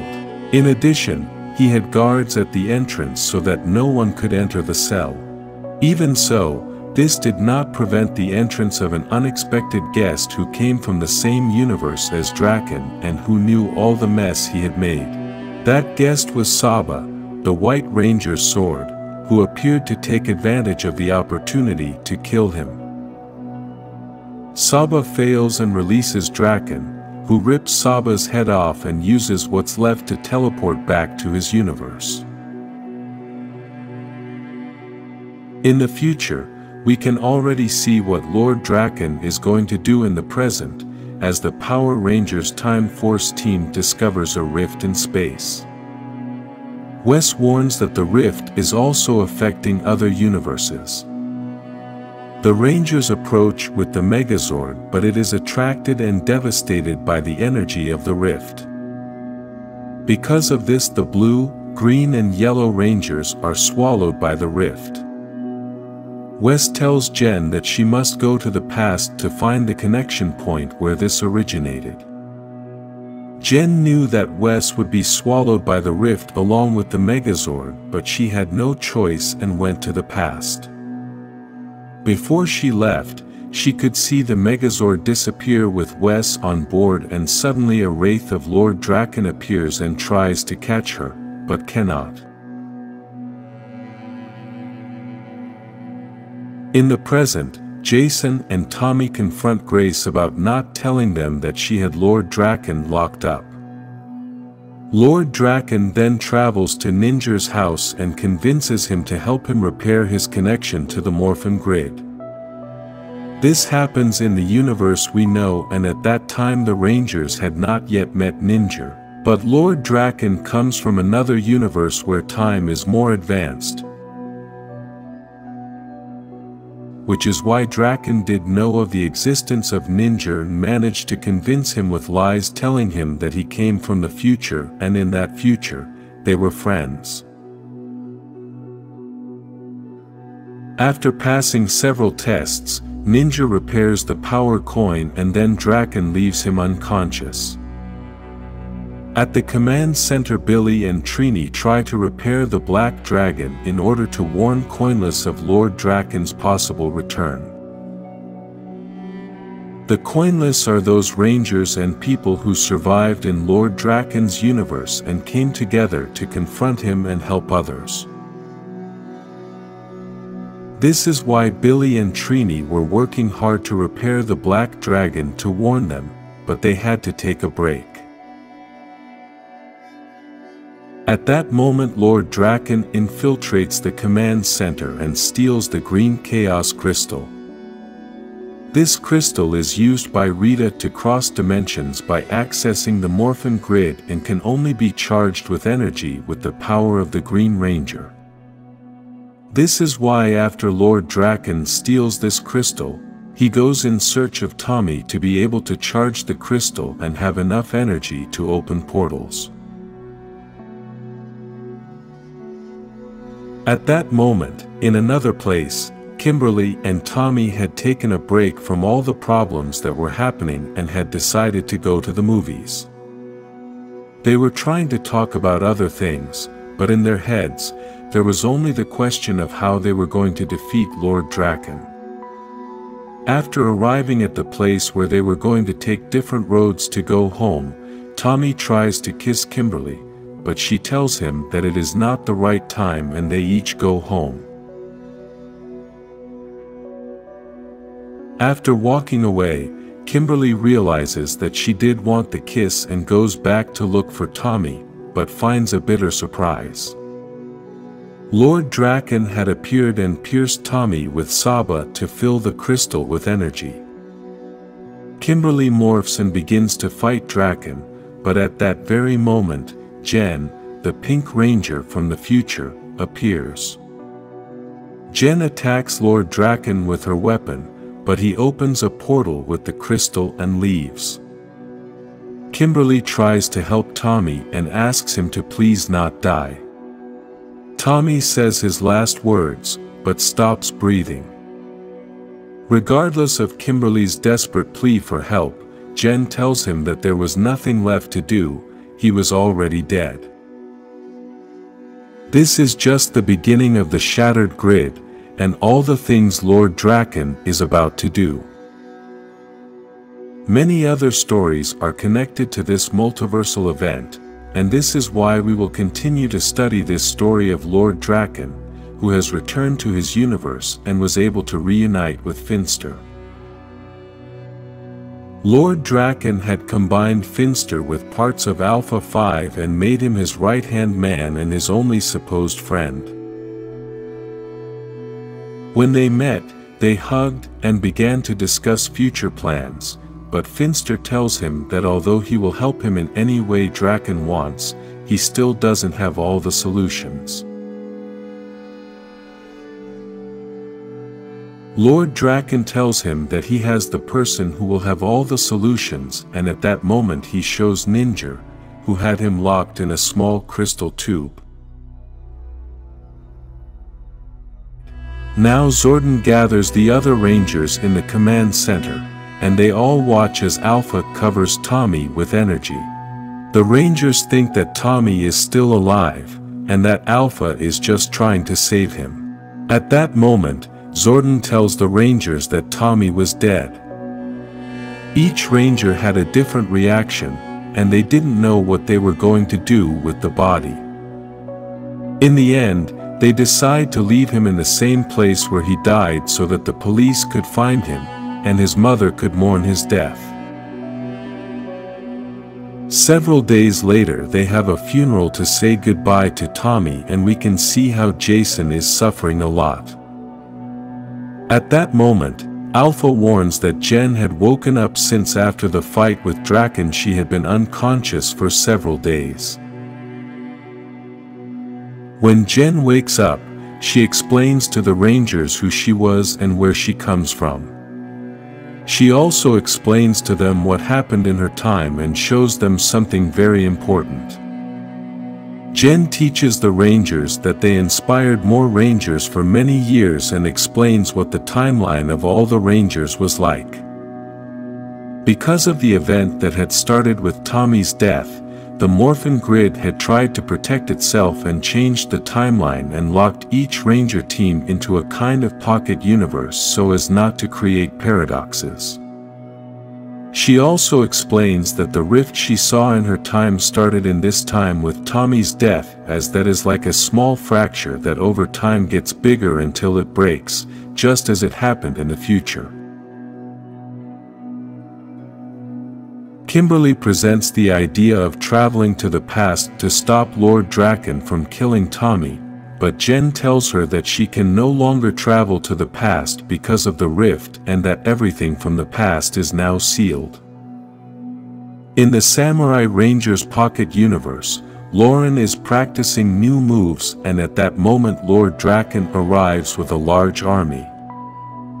The Samurai Rangers do not know who they are and feel confident as they have symbols of power that protect the house, but this was not enough, and Lord Drakkon manages to break through the shields. The Rangers begin to fight against the army and defend their house, but despite all the effort, the army manages to defeat them and take away their morphers.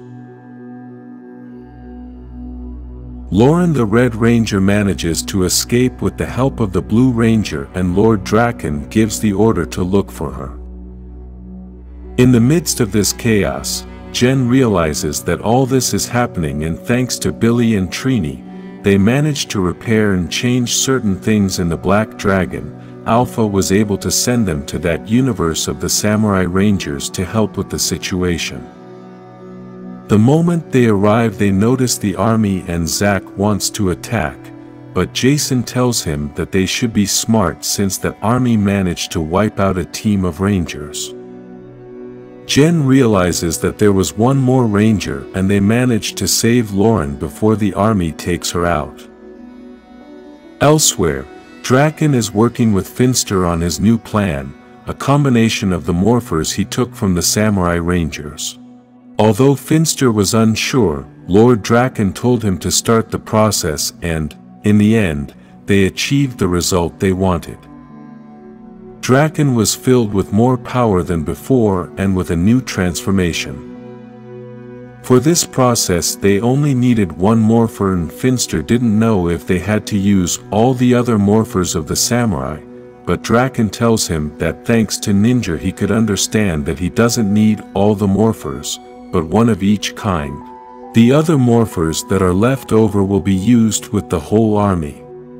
The moment the Samurai Rangers fell, Zordon uses part of his reserve power to summon a meeting with the three emissaries.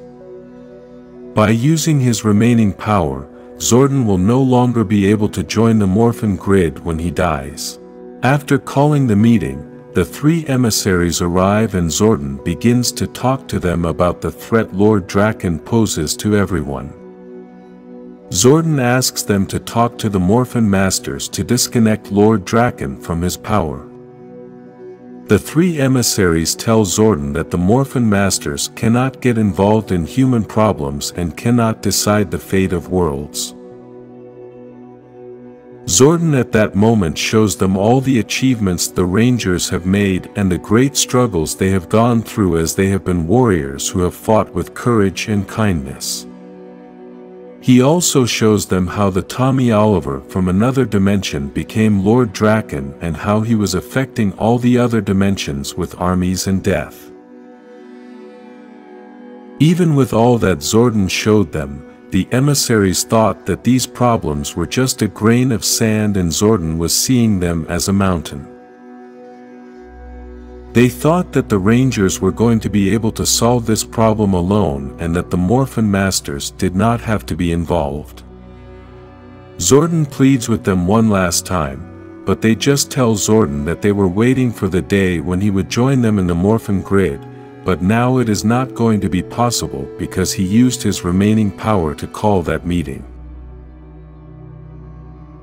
After sending Zordon back, the three emissaries begin to dialogue and doubt if they made a good decision or if it was a mistake, since Zordon is a great sage who would never play with these delicate issues.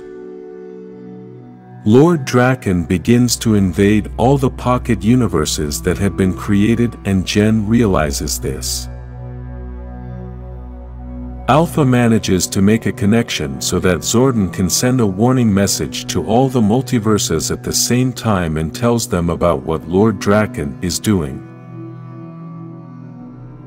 At that point they receive a connection from Dr. K, a genius scientist who was the creator of the Power Rangers RPM arsenal. She tells them that she managed to connect with them despite belonging to a different dimension and informs them that they have been under attack for 8 hours. She also tells them that they have managed to stop Lord Drakkon's cannons, and this has helped them to resist in the battle.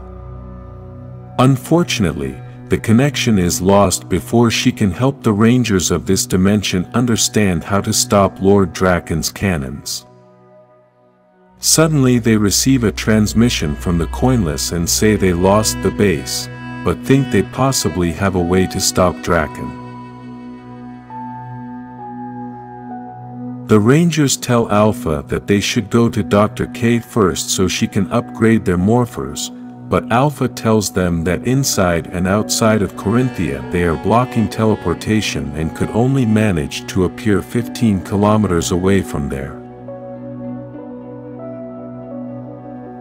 Because other alternate universes were under attack, Jason gives the order to split up to visit 3 different locations at the same time. Zack, Trini, and Billy would go to the world of Drakkon to the coordinates of the Coinless. Jen and Kimberly would have to go find other Rangers who have survived to bring them to the command center of this universe.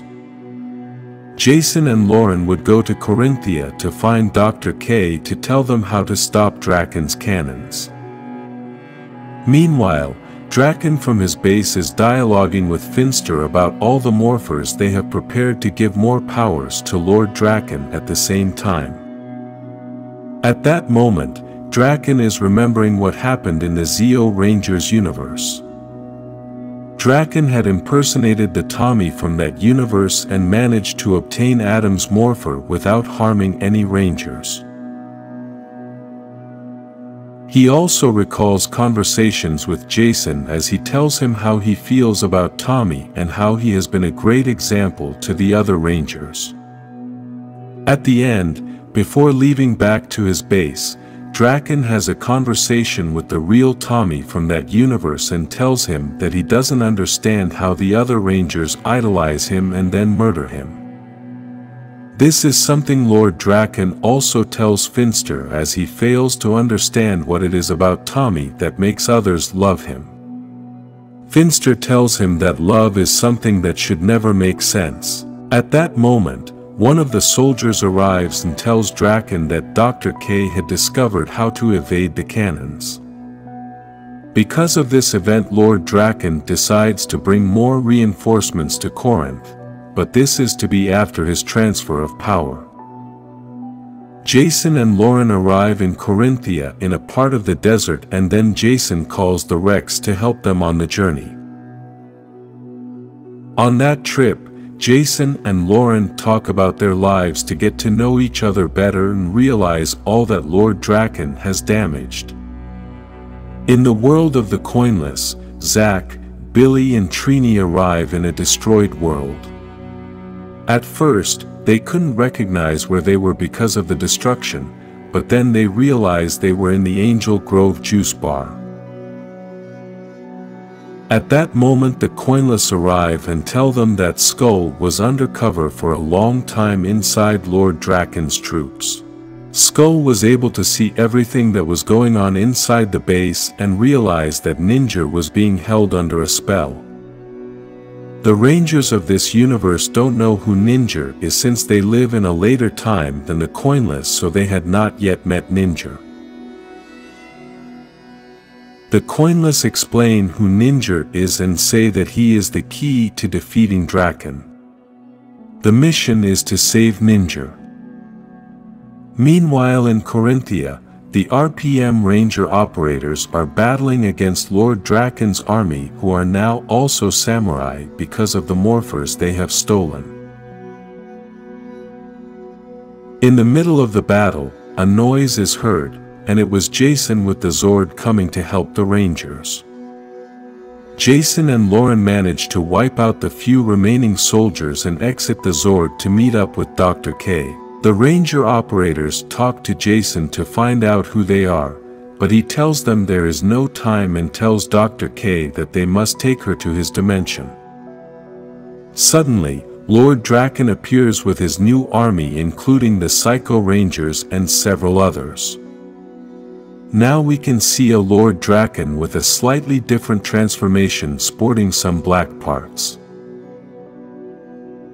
We can also see SPD Squad A, and behind Drakkon is Korag the Wolf Knight, a villain from Power Rangers Mystic Force. Elsewhere, Kimberly and Jen are traveling through space and have a conversation about the side effects of time travel. Jen tells Kimberly that although she is hoping for a miracle, they really can't save Tommy anymore, and that even if that were to happen, still, things are never the same again. Kimberly and Jen come across Terra Venture, the Galaxy Rangers base, and descend to go see what had happened there. Although the place looks empty, they find a sign of life for the moment and surprisingly meet Astronema. She had been one of the worst threats in the universe, but at that point they were way ahead in time, and Astronema had already been reformed and turned into a Pink Ranger. Each pocket universe is at a different point in time, and this is why Jen is a bit confused, as she is not the Ranger she expected. Kimberly and Jen take Astronema to the Zord, and there is when we can see that there are many other Rangers that they have been able to rescue. At that moment, they receive a message from Alpha saying that Jason and Lauren arrived in Corinth and found Dr. K, but they need all the help they can get as they were currently battling Lord Drakkon and his entire army. Meanwhile, Dr. K has been able to change Lauren's morpher so that she can resist Lord Drakkon's cannons, and that is why she makes her attack with a big explosion. On the other hand, in Drakkon's command center are the Coinless along with the other Rangers trying to make a plan to rescue Ninja. Zack from the Coinless and Zack from this dimension are having a dialogue as they feel weird to be able to see each other. Then, they both enter the command center to rescue Ninja with the help of Skull. Back at the Corinthian battle, several Rangers try to attack Drakkon at the same time, but he throws a great energy at them with his sword, and they all fall to the ground. Drakkon removes the morpher from RPM's Yellow Ranger since he didn't have a morpher like that yet. At that moment, the other Rangers arrive along with Kimberly and Jen, but Drakkon's cannons take away her powers. Now the supposed help has been for nothing. Jason pleads with Dr. K that they should stand down as she is very important, and the Rangers can do nothing more. The doctor tells Jason that in order to teleport from there without leaving the city, they must destroy the building. At the Drakkon base, both Zack and Skull manage to free Ninja from the spell, but unfortunately Finster discovers them and sends the soldiers to shoot. The shot was going straight for the younger Zack, the one from this dimension, but the older Zack, the one from the coinless, pushes him away and gets shot. Skull sacrifices himself and tells Zack to leave with Ninja as he is the last hope. In Corinthia, Jason manages to break the building with the Zord, but it is badly damaged. At that moment, Jason asks Alpha to teleport them back to the command center. On the other side, Zack arrives with Ninja and gives the bad news to the others of what had happened. Then, Alpha teleports them all at the same time. Back at the command center, some Rangers along with Zordon, Ninja and Commander Kruger talk about Lord Drakkon's plan and how damaged the Morphin grid is. Ninja tells them that Drakkon is weakening the grid so he can get to the heart. All the signals are sent from his tower to constantly transmit through the grid. Jason then introduces the group to Grace and Dr. K so they can both help figure out how to stop Drakkon. Just then, a ship arrives at the command center and all the Rangers freak out as the command center is in a pocket dimension of pure energy. Out of the ship comes Andrus, the Red Ranger from Power Rangers in Space and the person who killed Zordon to save the universe. Andrus tells the Rangers that he already knows where the other Rangers they kidnapped are. On the other side, Drakkon is very angry about Ninja's release and now he has kidnapped Skull. At that moment, Finster tells him that he managed to find Ranger Slayer, but they can't look for her since she is way back in time. Drakkon asks her to communicate with her somehow and Finster manages to open a portal so they can talk. Drakkon begins to talk to her, but Finster realizes that Kimberly is no longer under the spell and Drakkon tells her that this will be the last time they see each other. In the command center, the tension can be felt and as Grace repairs the morphers, Jason tries to make peace with her. Just then Kruger arrives to discuss the plan of attack and says they need a big ship and Grace offers Terraventure. Alpha interrupts them to give them the news that other Rangers from other dimensions were answering the call he had put out through the grid. When they go outside, they see one of the most incredible images of all time. Many Rangers arriving from space to join the coming war. Many Rangers from all eras come together answering Alpha's call to defeat Lord Drakkon. A very epic and emotional moment for everyone, as this is the help they needed. Although the initial plan is to destroy Drakkon's tower, they still have no plan to defeat him. This is why Zordon has been thinking for a long time about a plan to defeat him, but at the same time it is still very dangerous. Zordon pays a visit to Rita together with Commander Kruger to ask her to help them stop Drakkon, because if he destroys reality, then he would also be destroying her reality.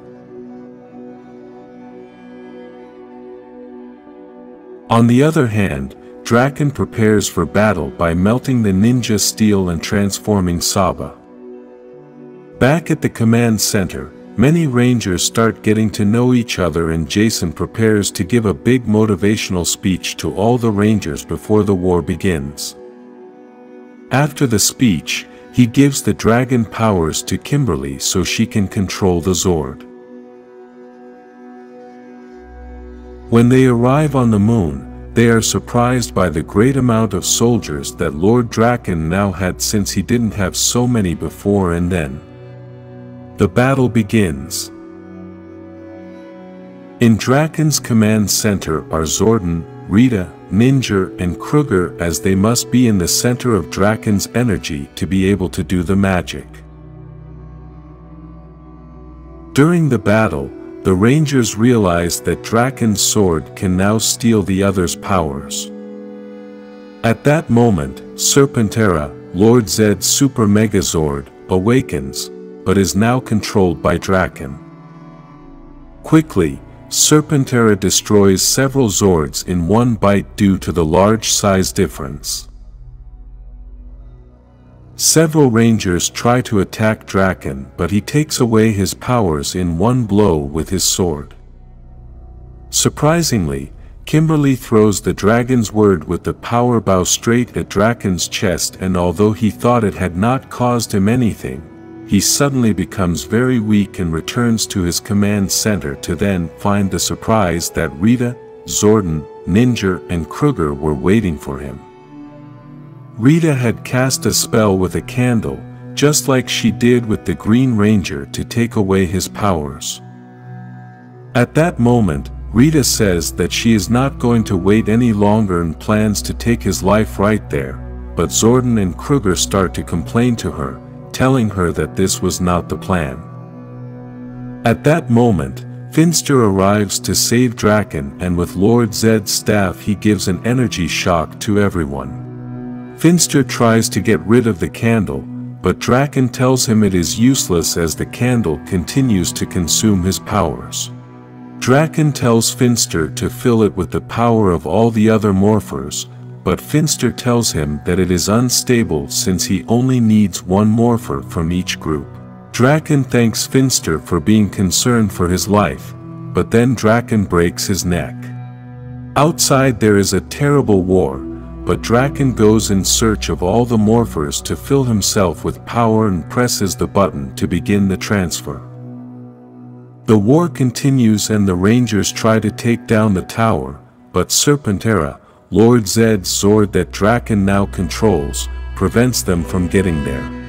The Rangers, in search of a solution, decide that they are going to combine several Zords from different dimensions and eras so that they can be a good opponent to stop Serpentera.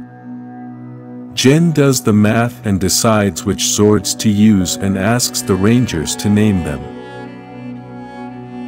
This unnamed Zord, they make it grow to the same size as Serpentera, and Jason asks Noah, the Blue Megaforce Ranger, to summon his Zord so he can use it to destroy the tower.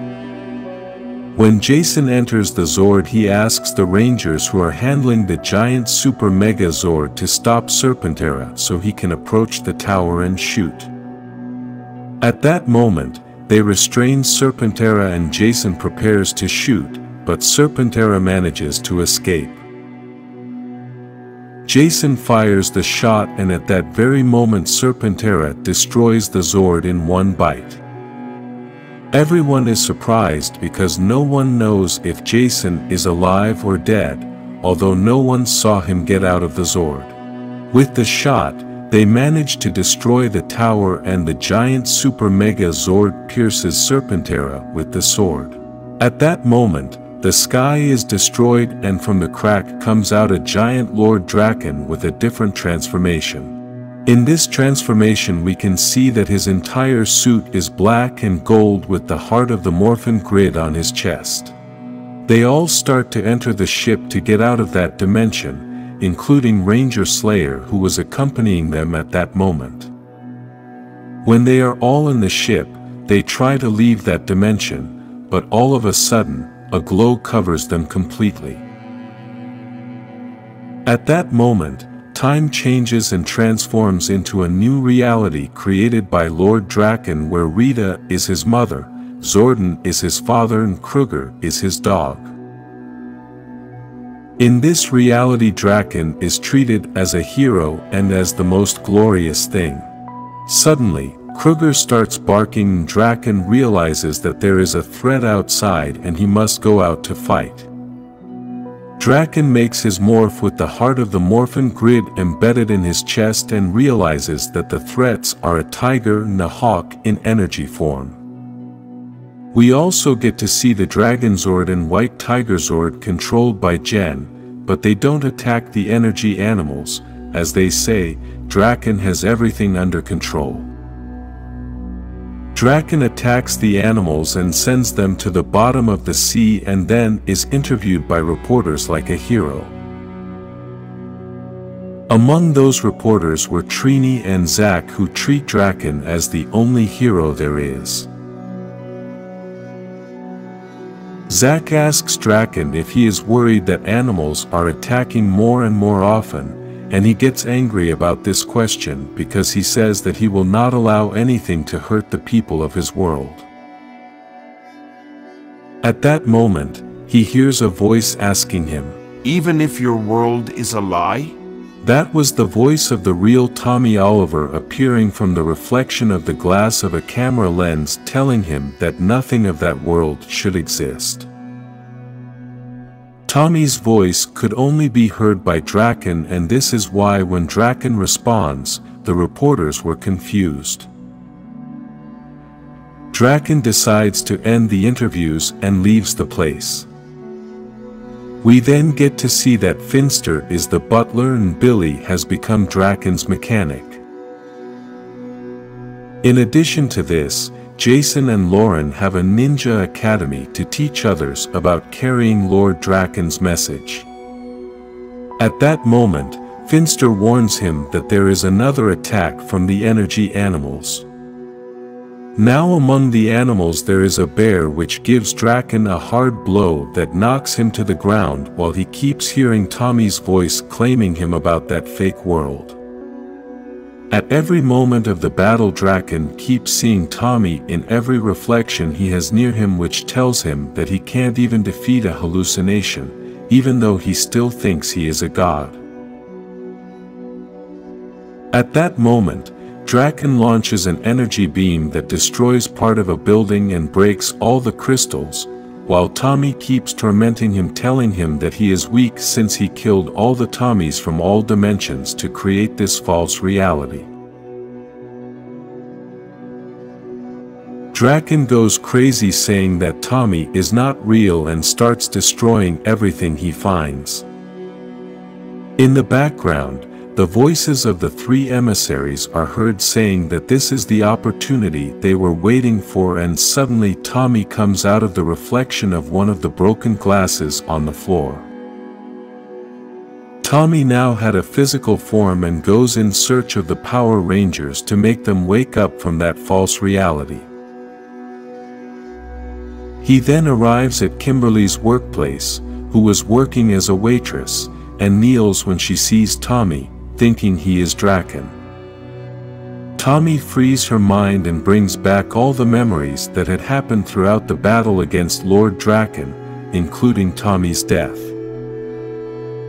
At that moment the other Rangers appear. Elsewhere, at Drakkon's house, he tells Finster that his world rejects him as he can see the energy beasts getting stronger and his mind is betraying him. Finster tells him that he just needs to relax as he has been working hard and should leave in the car as Billy finished repairing it. He also tells him that he hasn't seen Billy since he left with him. At that point Drakkon realizes that something wasn't right since he hadn't been looking for Billy. Then we can see that Tommy begins to tell his story and says that it all started when the Ranger Slayer from Drakkon's world saved him and told him that when the time was right, he would understand. She had thrown an arrow at him that contained a shard of the green chaos crystal, the same crystal that Drakkon used to charge him killing Tommy. This caused that crystal inside him to activate and pull Tommy's essence out of time and space. His soul was in nothingness, and he could only be a spectator, watching Drakkon gain ground and defeat them while he could do nothing. Tommy then introduces the Rangers to the three emissaries and tells them that he was able to wake them up and connect them back to the Morphin grid. The three emissaries began to apologize because due to their arrogance they did not realize that such a powerful being could have come and defeated them and took the heart of one of the masters inside the Morphin grid. When he obtained this heart, Drakkon made whole universes disappear and created this new false reality. Despite everything, the emissaries managed to escape from the Morphin grid and arrived at the same space where Tommy was. From there, they began to gather forces and plan how they were going to infiltrate Drakkon's new world. Tommy says that the energy animals are the doubts that destroy Lord Drakkon inside him, and the only way to defeat him is to remove the heart of the Morphin grid. At that moment, Lord Drakkon enters and starts attacking the Rangers in a terrible way. Then Lauren and Jen arrive in the Dragon Zord and the White Tiger Zord, and Tommy gives them the order to attack him with everything. While Drakkon was distracted with the Zords, Tommy seizes the moment and removes the Morphin grid's heart from its chest. Because of this, they both run out of powers and enter an empty place where they begin to fight, and Tommy manages to defeat Drakkon. At that moment, reality begins to be destroyed and the emissaries open a portal so that the Rangers can escape. In spite of everything, Tommy tries to save Drakkon, but Drakkon turns his back, and the emissaries take Tommy away. Now they are all inside the Morphin grid, and the emissaries tell them that they can't use the Morphin grid to rebuild reality, but the Rangers can, although many things will never be the same again. They also realize that if they go back to the way things were before, then they will have no memory of what happened. Despite this, the Rangers decide that they must return everything to the way it was, as it would save all the worlds. This means that Lauren and Jason's relationship will never happen, and neither of them will remember what happened. Now the shattered grid is back to normal, and again the Power Rangers save everyone, but this time including universes and other dimensions. If you like Power Rangers, like this video, and subscribe to this channel for more Power Rangers stories.